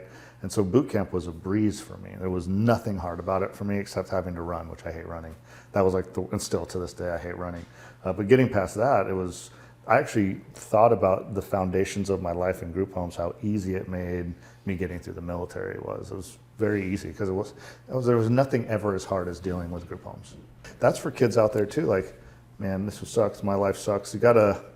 I never was like the poor me. Oh, my poor me. I've always thought about this as like more armor that God gave us. Like that shit was hard. Here's another piece of armor because you're going to be able to protect those and do things better later in life. And you're always going to be able to fall back on living in those really rough situations when you have a rough situation as an adult. And you're like, man, I know how that feels. I've been there and I've gotten through it. So this is a cakewalk. I think that's the right way to say that, right? Cakewalk, I don't know. I do the same thing. Yeah. I say all the wrong things. Yeah, I don't know what makes, like, cakewalk doesn't make any sense. So. Yeah, walk of cake. Yeah. That's how you should have said it. A walk of that was a walk of cake. Yeah, I don't know. Like the analogies are not really there, but I mean. It's because we're writers. Yeah, yeah. Right. Like we mix words how they fit and how we see them. Yeah. And the writing's always been there for me, but like even when I remember when I joined and wanting to be a photographer in the Navy and getting like convinced into doing cryptology. I remember going out after boot camp in Great Lakes, flew straight down to Pensacola for crypto school. And I remember being in this class of like people that were not like me at all. Nobody around me was like me. And I kind of liked that. I was one of the very few that in that whole crew that grew up extraordinarily hard. And I even still dressed with like baggy ass, like when I was not wearing my uniform, baggy ass pants and like still that whole like SoCal gangster culture style. That's all I wore, and it was very obvious. And I kind of used that as like a badge of honor until I started going to class and realizing how amazingly smart these other sailors were, and there was a few other like airmen and other military branches. I was like, God, I am dumb. I should have totally done photography because I was not great at cryptology, but I was really great at understanding pattern. So like I could see pattern differently, terrible at math and terrible at the cryptology functionality of it with like oscilloscopes and all that. But I really enjoyed being on this like journey of, okay, I could fail at this pretty bad, but it'll never be as bad as what it was. And so getting through that was awesome. I went through adversity in A school because I was definitely not on the same level as some of these folks that just had an amazing ability to do that type of work on the intel side. And then I was supposed to go to Hawaii, which I was super excited about, right? I joined the Navy so I could stay on the West Coast. And then stuff happened with other sailors. They got married and stuff, so I lost my spot. And they sent me to Fort Meade, Maryland. I was like, God damn, it was in Fort NSA, the National Security Agency. Also a freaking blessing in disguise, right? I get there, and I'm like angry. I'm like, fucking Maryland? Like, come on. Like, It's cold and they got crab. Yeah, and I joined the Navy to, like, I was like, I'll get on any boat. I don't care. Like, I love the water. Send me anywhere. And like, it was actually a really cool experience because all I could like see in myself was like, hey, I could see NSA as I was waiting for my clearance to cross over, my polygraph to cross over. I was like, I just could see the NSA building right there from my barracks every time I got out. And it was like, it's exciting. It was like, I was like, I cannot believe this group home kid. And this is what I thought. This group home kid is about to walk into the fucking National Security Agency and do some really cool shit. And I did, and it was awesome. And this was like pre 9/11, and then during 9/11, they pulled us junior analysts out, all the E4s and below, put us in I'm sorry, I'm cussing a lot because I like get excited, but they put us in a bus, gave us shotguns, and had us stand outside of the Pentagon 45 minutes after the airplane hit. We sat there for like 3 months, fucking 12 hours a day, nonstop. I'd never even held a shotgun. It was a tactical shotgun. I didn't even know what I was doing, but it was exhilarating. I was like, I cannot believe this is where I'm at now, right? Thank God. It was awesome.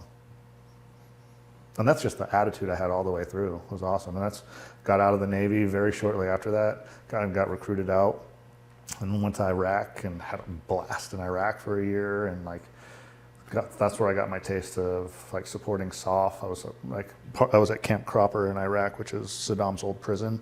Spent a year there on HVI targeting, and I was like part of a Tiger team for interrogations where I did like the media exploitation and like pulling all their cameras and like phones and pulling all their shit out of their phones to like say, oh yeah, you actually know this terrorist. Here's a picture of you. We found it, and that moved me to supporting SOF, and then lots of deployments to Afghanistan and helping stand up the Special Operations Branch at one of the agencies I was at. And, I mean, just think about like that amazing experience all the way through, how lucky I was to get through that. And all of that is because God gave me all of these gifts and challenged me when I was young in these horrible situations. And like nothing's ever been that bad.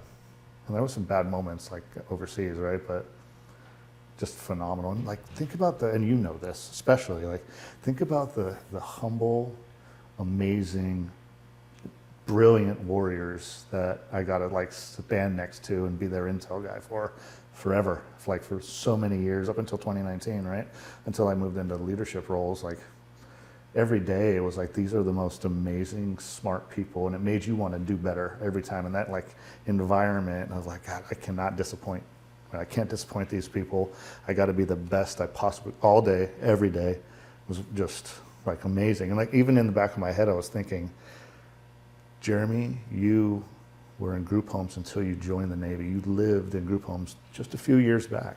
And look at you now. And, you know, like, God, I mean, it's just, if I can do that, like, think about all these other kids that should hear this. And, like, those things that you learned surviving homes can make you so strong to do other things for me, it was the service of this nation, but, like, how awesome. Looking at your younger you, looking at how you persevered over those moments, some of those low moments where you could have taken the easy path or not made the hard decision or for some reason you walked out of a circumstance with a positive mindset, but at the core you overcame a tremendous amount with 11 years going through these various institutions that challenged you. The Lord knew that you could make it. Yeah, and you did miraculously make it through 11 years of this. What would you say to that kid? You know, I'm actually more angry at myself thinking about it, because when I was an adult, I would put it the other way. I think the younger me would have been more disappointed in the older me for some of the stupid things I decided to do, because I didn't think about the repercussions or the people I would hurt along the way.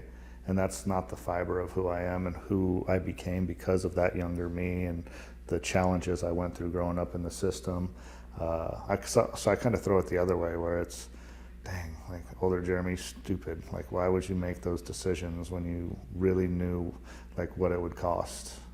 And I don't know if that's like the right way to say it, but the older me was absolutely proud of like that, getting through that. I mean, who wouldn't be, right? But the younger Jeremy would be disappointed in some of the, even recently, like some of the things I've decided to do that were selfish, or I didn't think about hurting somebody, and like I should have. Like, that's what I think about all the time when I make a decision. First is, how is this going to affect others? And I didn't in some of these situations. We're not perfect, right? We all make mistakes.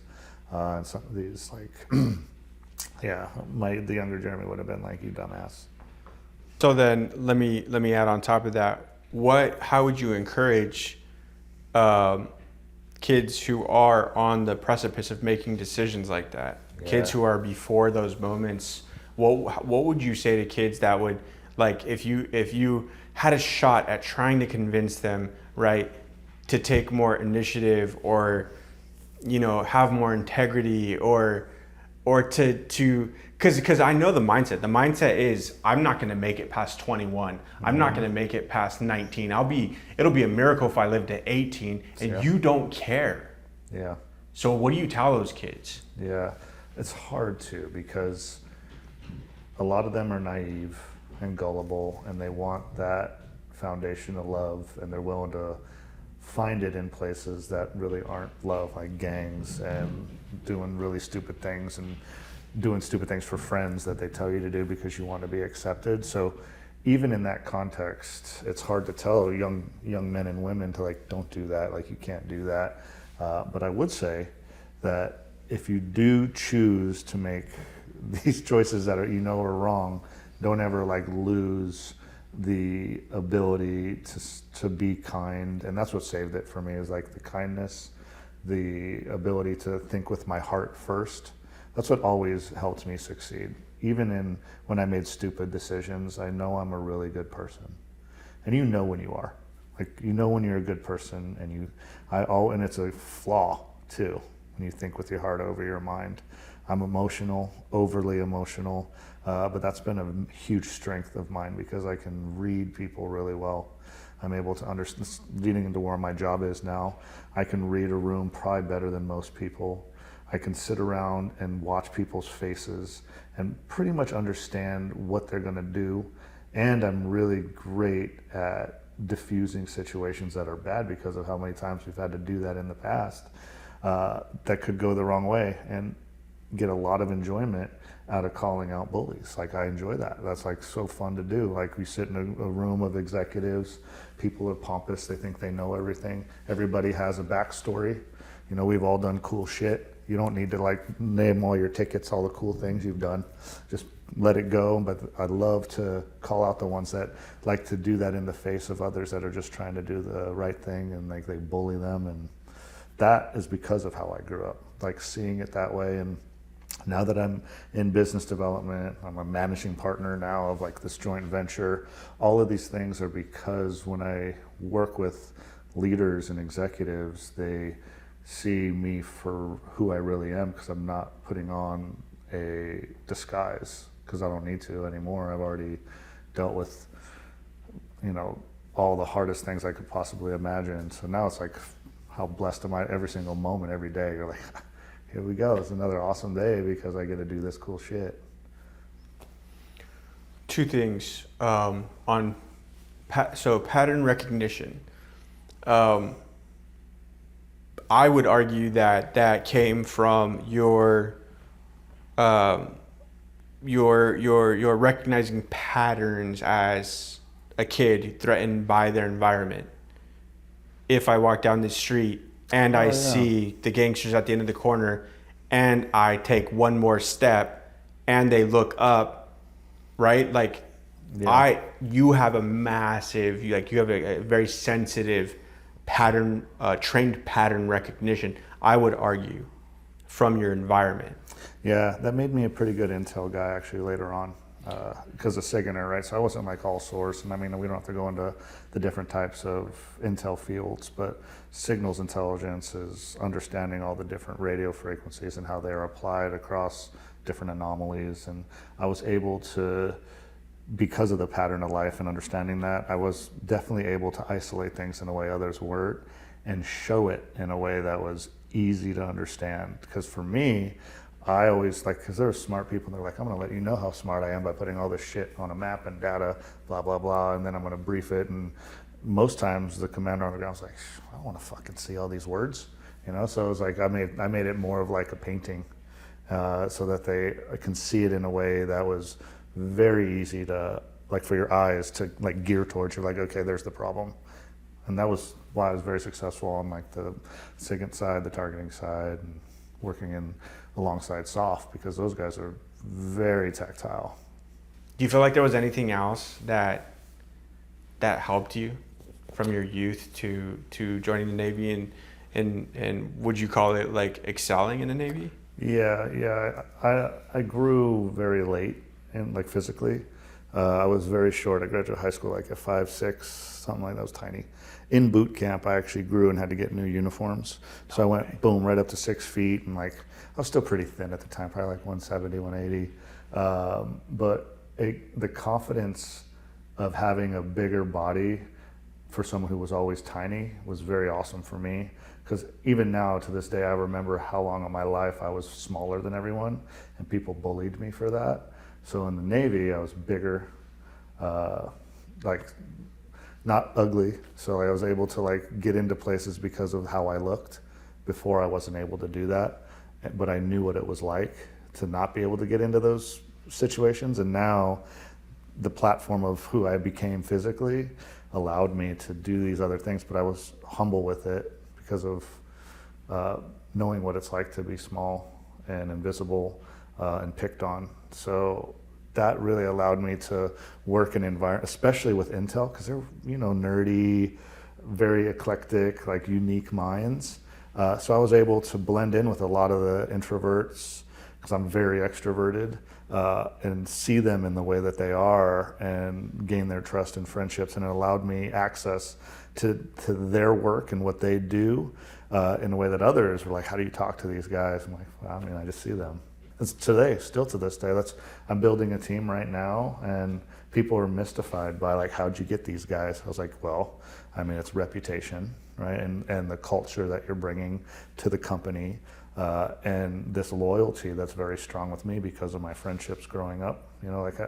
There's a loyalty there. There's people that I've worked with over the years that probably aren't the best for the team based on the work they do, but they're absolutely best for the team for our culture and what we're trying to do for the warfighter on the end, and answering these questions in a way that just because that company is cool and they have a great product and a great reputation and they're all over the internet and commercials, they're not who I want, because I don't trust them, I don't know them, I haven't worked with them. And so every company that is on my team now, I've either deployed with, I've worked with, we've done things together. I know their caliber, and I know when we all come together to solve a solution that we will do it as a team. And so all of that has allowed me to, do pretty well with my current job, and it's all because of how I grew up and understanding people and honestly understanding what they bring to the table in a way that others don't. Do you feel like, because in business, it's, you know, you hear, well, in business and everything, like kind of moving the ball forward, kicking the can down the road, or keeping things going, right? That's, you know, Road down the can. Yep. yeah, and yeah. Yeah. And Carmen Medina actually gave me that one, but you know, moving the ball forward, keeping things going and productive. And do you feel like there was anything that has allowed you to be successful or productive? Because we talked about loyalty with your team, and that's easy to see from your book and your youth, where hey, you're surrounded by guys who protect you, and you guys look after each other, and your interests are, you know, I know your interests, and I'm going to protect them in subtle ways, and right, and that's all like an environment of loyalty and not ratting, and right, and but in a way that drives productivity, right? In a way. So would Tight you circle. Yeah. would you say like that you have found success in the sort of productivity or the work environment with people because of how you operate as teams, or because of the loyalty or the culture that you cultivate? You know, I never felt like I belonged in these situations. Like I always felt like I should not be where I was. I just always felt that I could not believe someone like me was in this room with these people that were amazing. And I spent, when I helped stand up this branch, the special operations branch, I spent 10 years there. 10 straight years deploying all the time in one seat next to all the branch chiefs and all the leadership. And I had access to what they were working on. But what I was able to see, which like to me was like the most amazing gift, is I watched how they treated their people for years and years. And the guys and girls that walked through that door were the best of the best, soft support, soft SF I'd ever met in my life. And this was years, every day, years and years, new people. And all those people I was building my Rolodex because they knew me and my reputation, and that when they asked me to do something, I did it always. There was never a time I didn't do what I was asked to do or more. And so now all of us have grown up into leadership roles, and we're no longer like youngsters anymore, and we're like running teams or companies. We're going after major government contracts. So when I call, they know me for what I did with them, for them. And I'm like, hey, I'm building a team here, and this is what I thought would be amazing if we worked together. And it's like a very clear painted picture. And like, I don't think there's ever been a moment yet that someone said no. It's usually like, yeah, dude, let's get after this together, bring the band back type of thing. And we've been, I mean, the teams right now are phenomenal that I call up. And I mean, even today I called up a buddy of mine who I worked with for many years, who owns a company for like counter narcotic stuff. And like, he's jumping on with us, and all these just other amazing people that own companies or do something phenomenal for the warfighter. We all have come together to build this team. And it's just a cool thing to see. As we do it together, and like people talk and meet, and the culture's there, and it's all because of being in that branch for so many years, building that Rolodex, and being accountable and trusted. And I've always, like I think you were saying earlier, like I'm always the one that's like smiling and happy. And that's never changed. God gave me like the happiness in my heart, and that's never ever changed. And that does insane amount of damage to those who think they're like amazing and do great things, and they're arrogant, and they show like this air of superiority, and like they talk down to people, and the fake smiles and like the fake laughs and all that bullshit. And I know you've seen it. And then I come in, or you come in, and it's real smiles, it's authentic. That changes everything. And it's been like the best part of my life, like moving forward into leadership roles, is like people trust me because it's real. Let's talk a little bit about like your creative expression. So first of all, you wrote this book, okay? And I immediately knew, because reading in ways saved my life, and I don't know where I'd be without my mother reading the first 30 pages of The Sorcerer's Stone to me. Oh, yeah. right? I Oh, don't yeah. know where I'd be, because after she opened that world for me, I picked up and read the Harry Potter series as fast as you probably a little bit less fast than you read the Xanth series, right? Oh, I'm glad you remembered that. Yeah, But that's cool. but And you said it right too. and so I can relate to so much of where you come from, and let's just open this up. You know, your creativity for this, to put pen to paper is an enormous task. You did it, and where does this come from? Where did this creativity? Where was that fire stoked? Where did it really begin? Yeah, yeah, and Rita's definitely the one. And I mean, I talk to her all the time still. She came up here earlier this year. I introduced Shauna to her. I mean, it's just a phenomenal. Like if I ever had, like, I could say I have a mom, that's her, right? Because I don't, right? And like her in that role is phenomenal. And she's always, like, I don't know. There's never been a moment where I didn't have her at least nearby that I could engage with, even though she like started moving, and she's like a dean of a college in another state, but just phenomenal on how she never like talked down to me or judged me on the creative side, but she saw pretty quickly what I was capable of. And it brought us really close. And I think for her, when she was kind of new into being a staff member, that allowed her to give me something and not make it like what do I do as a staff member here? How do I connect with these kids? You know, there was an immediate connection there. Dude, it's awesome. I mean, I'm not like the greatest at any of these like different creative buckets at all, but like it's fun to be able to create things. And when you talk about reading, and it's in there, and I should have hinted at it earlier, like running away from bullies, how do you run away from them, and like how do you get through if there's only one exit? And for me, and you talk about like fantasy and science fiction and magic, I was getting like beat up and chased, and I ran back into the school, and they were going to get me, and the only entrance and exit was going into the high school library. And I ran in there, I smashed like over the turnstile and just started running. The librarian was yelling at me, and I just turned and ran right into a wall of books. I'm a little guy, I fell down, books fell on me. The kids did not follow me in there, by the way. They weren't gonna come into the library, probably never been in a library in their life.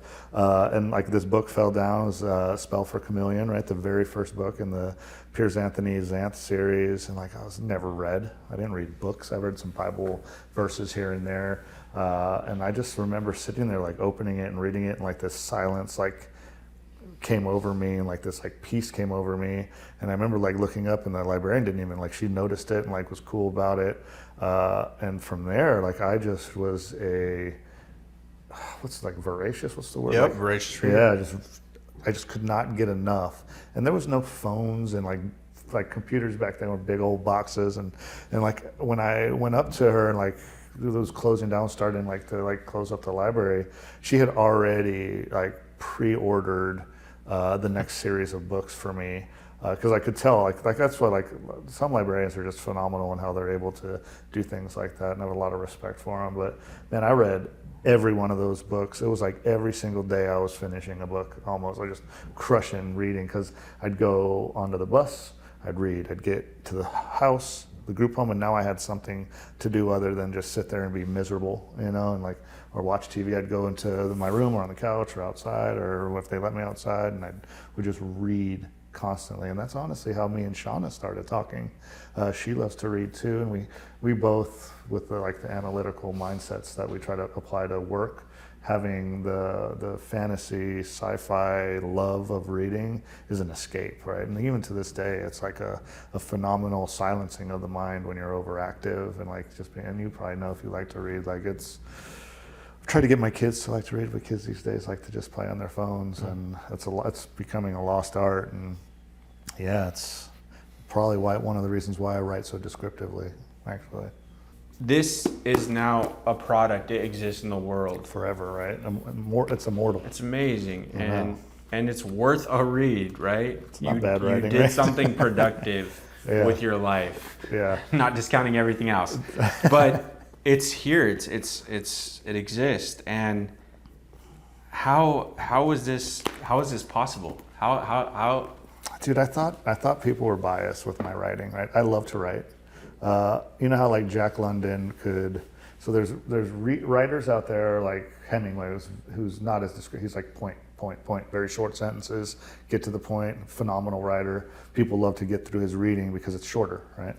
Then there's Jack London's, who are like, he'll spend 20 pages like describing the side of a mountain or what like a wolf looks like, right? I'm more on the Jack London side, where I'm very, very descriptive in my writing, and I thought that was like purple prose is not good, right? And there's some parts of it that are okay. So I always thought that my writing was too childish, not really that great, and people were biased when they would read it, and they'd be like, "Oh, that's good writing." Till Shauna was like, "I mean, this is like some good writing," and I rewrote this shit probably 7 or 8 times. Like good rewrites, and that's what Hemingway says, right? Is your first draft is always shit. That's true. Like my first draft was terrible. It took me a good year to rewrite it multiple times. I was doing it every single day. I committed to 500 to 1,000 words of writing every single day, no matter what, even if it was bad writing. And sometimes I would cut myself off, and I did that until I was ready to rewrite again. And it was just an amazing process to be able to do that. And then what really did it for me is when my wife said, "You really got to do this for your kids. You got to get this out there, not just for them, but you got to your kids got to know what you really went through." You talk to them about, surviving group homes, but they don't know the details, and now they do. Every one of the kids have the book and they read it and they now know. And I think that probably for any of this, that's the most important thing. Did your kids look at you differently? Probably not. Probably not. Were they just like, yeah, it makes sense? Yeah, probably. Yeah, they're all adults now, So and I mean or pretty much adults because it's just published this year. But yeah. I don't know. It's a good question. I think they I've always been very transparent with my feelings, and I'm very emotional with them. I'm very loving and touching with them, and I believe in that, especially as in a society of men that are supposed to be and I agree with this too, stoic, cold, and I'm the exact opposite of that. I love the stoic philosophies. I love reading Marcus Aurelius, but I can't control my emotions. I cannot. I've tried forever. I've tried every different way of meditation, everything to control, and now I've just embraced it. And my boys especially are very emotional, so I wanted to always tell them don't ever be ashamed of being a man who's strong with his emotions, because that is such a superpower, especially when you work in a place like I do, where it's cold and static, and I come in and it's light. That's what I tell them. Your emotions bring so much light into rooms, where everybody's just and you're just bouncing and happy and loving and can tear up, and I think that's the super strength in a man.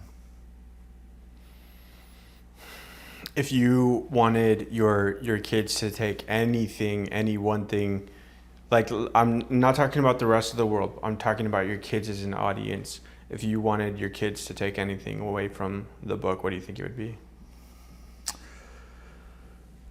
My kids, or just... Yeah, your kids. My kids.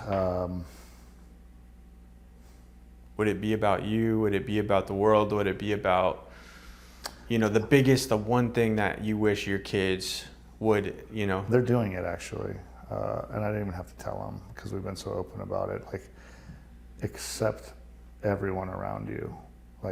Different skin colors, different ethnicities, religions, sexes, whatever it is. You never know, and they're good with this.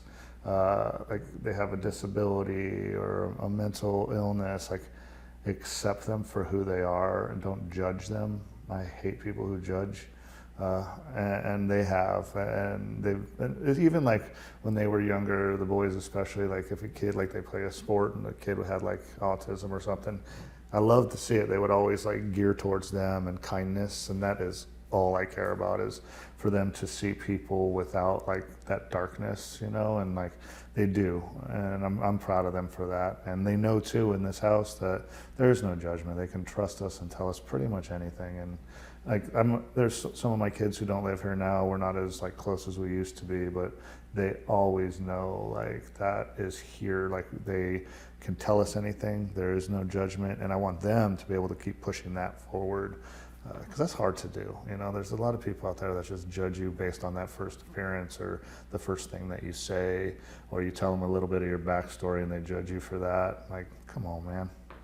That's not what we're doing in the Bracamontes household. It can be tough for people. Yeah. It can be. I do it all the time, and God has humbled me.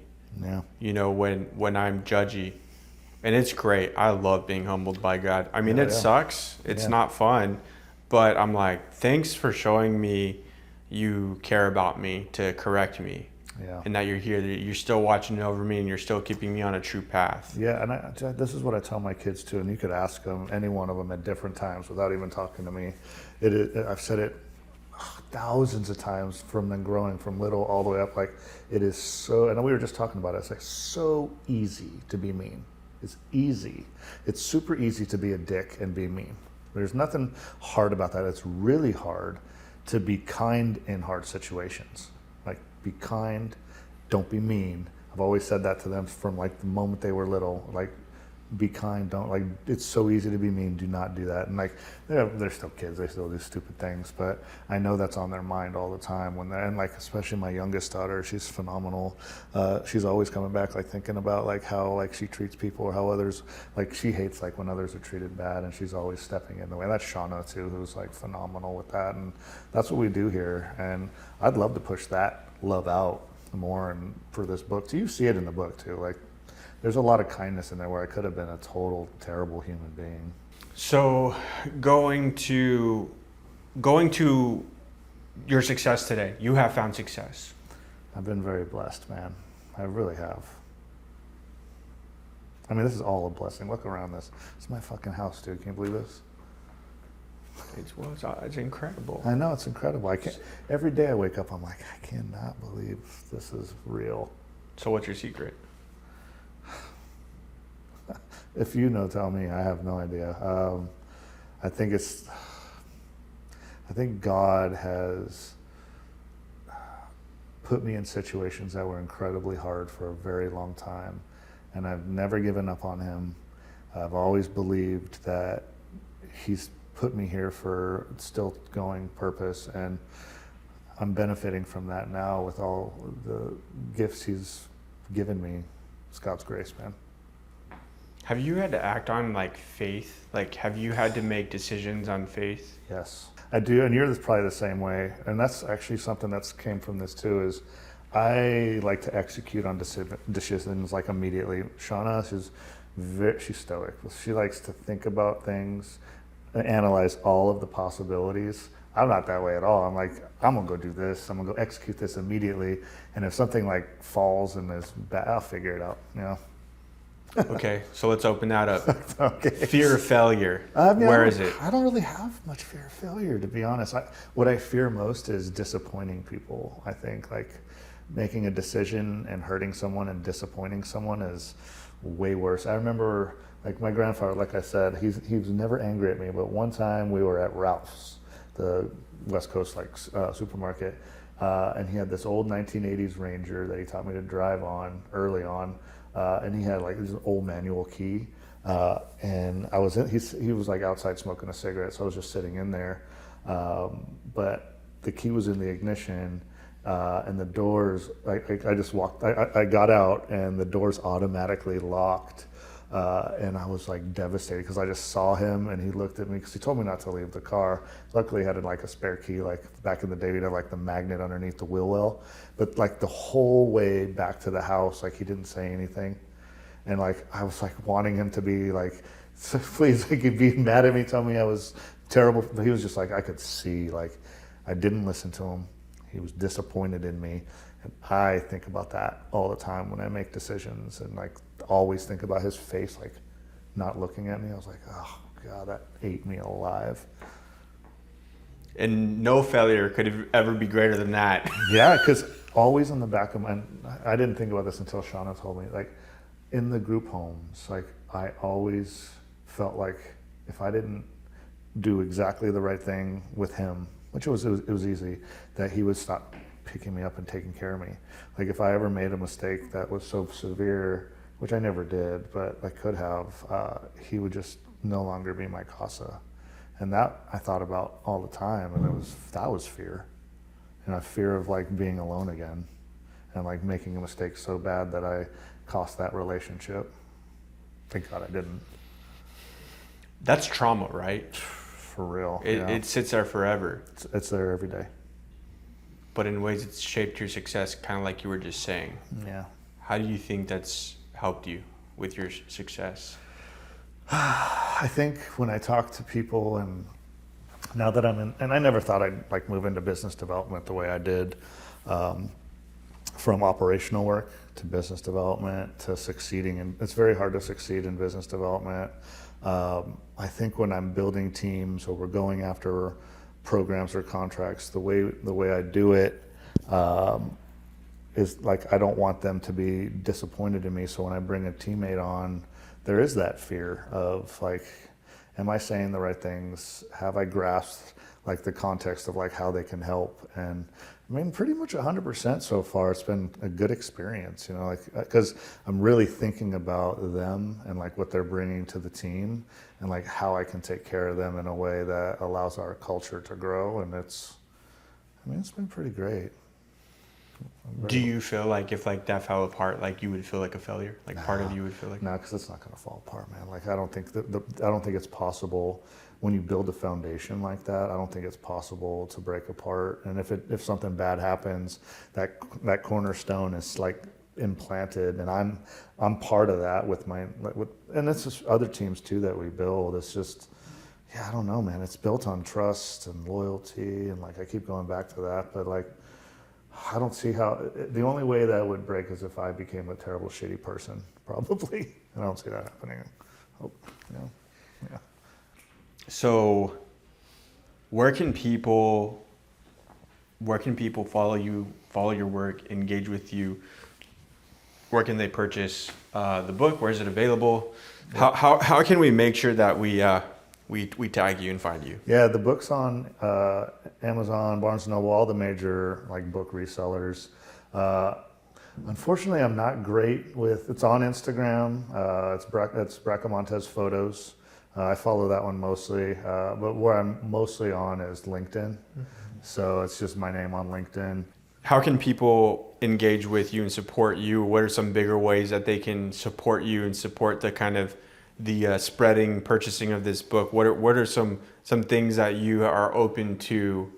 Yeah, I mean, I'm taking some financial hits for this, right? So I'm willing to pay to send this book to the right people, no charge. So like if your viewers, they have an organization, a hospital, a university, a college, anything that would benefit from this book, I will send it to them and I'll sign it. Like, I'm not looking for money here. I don't even know if we've made any money, to be honest with you. I'm almost sure we are like way negative, like paying for like the way the book feels, all those extra things. I want to be visceral for people to get something out of this.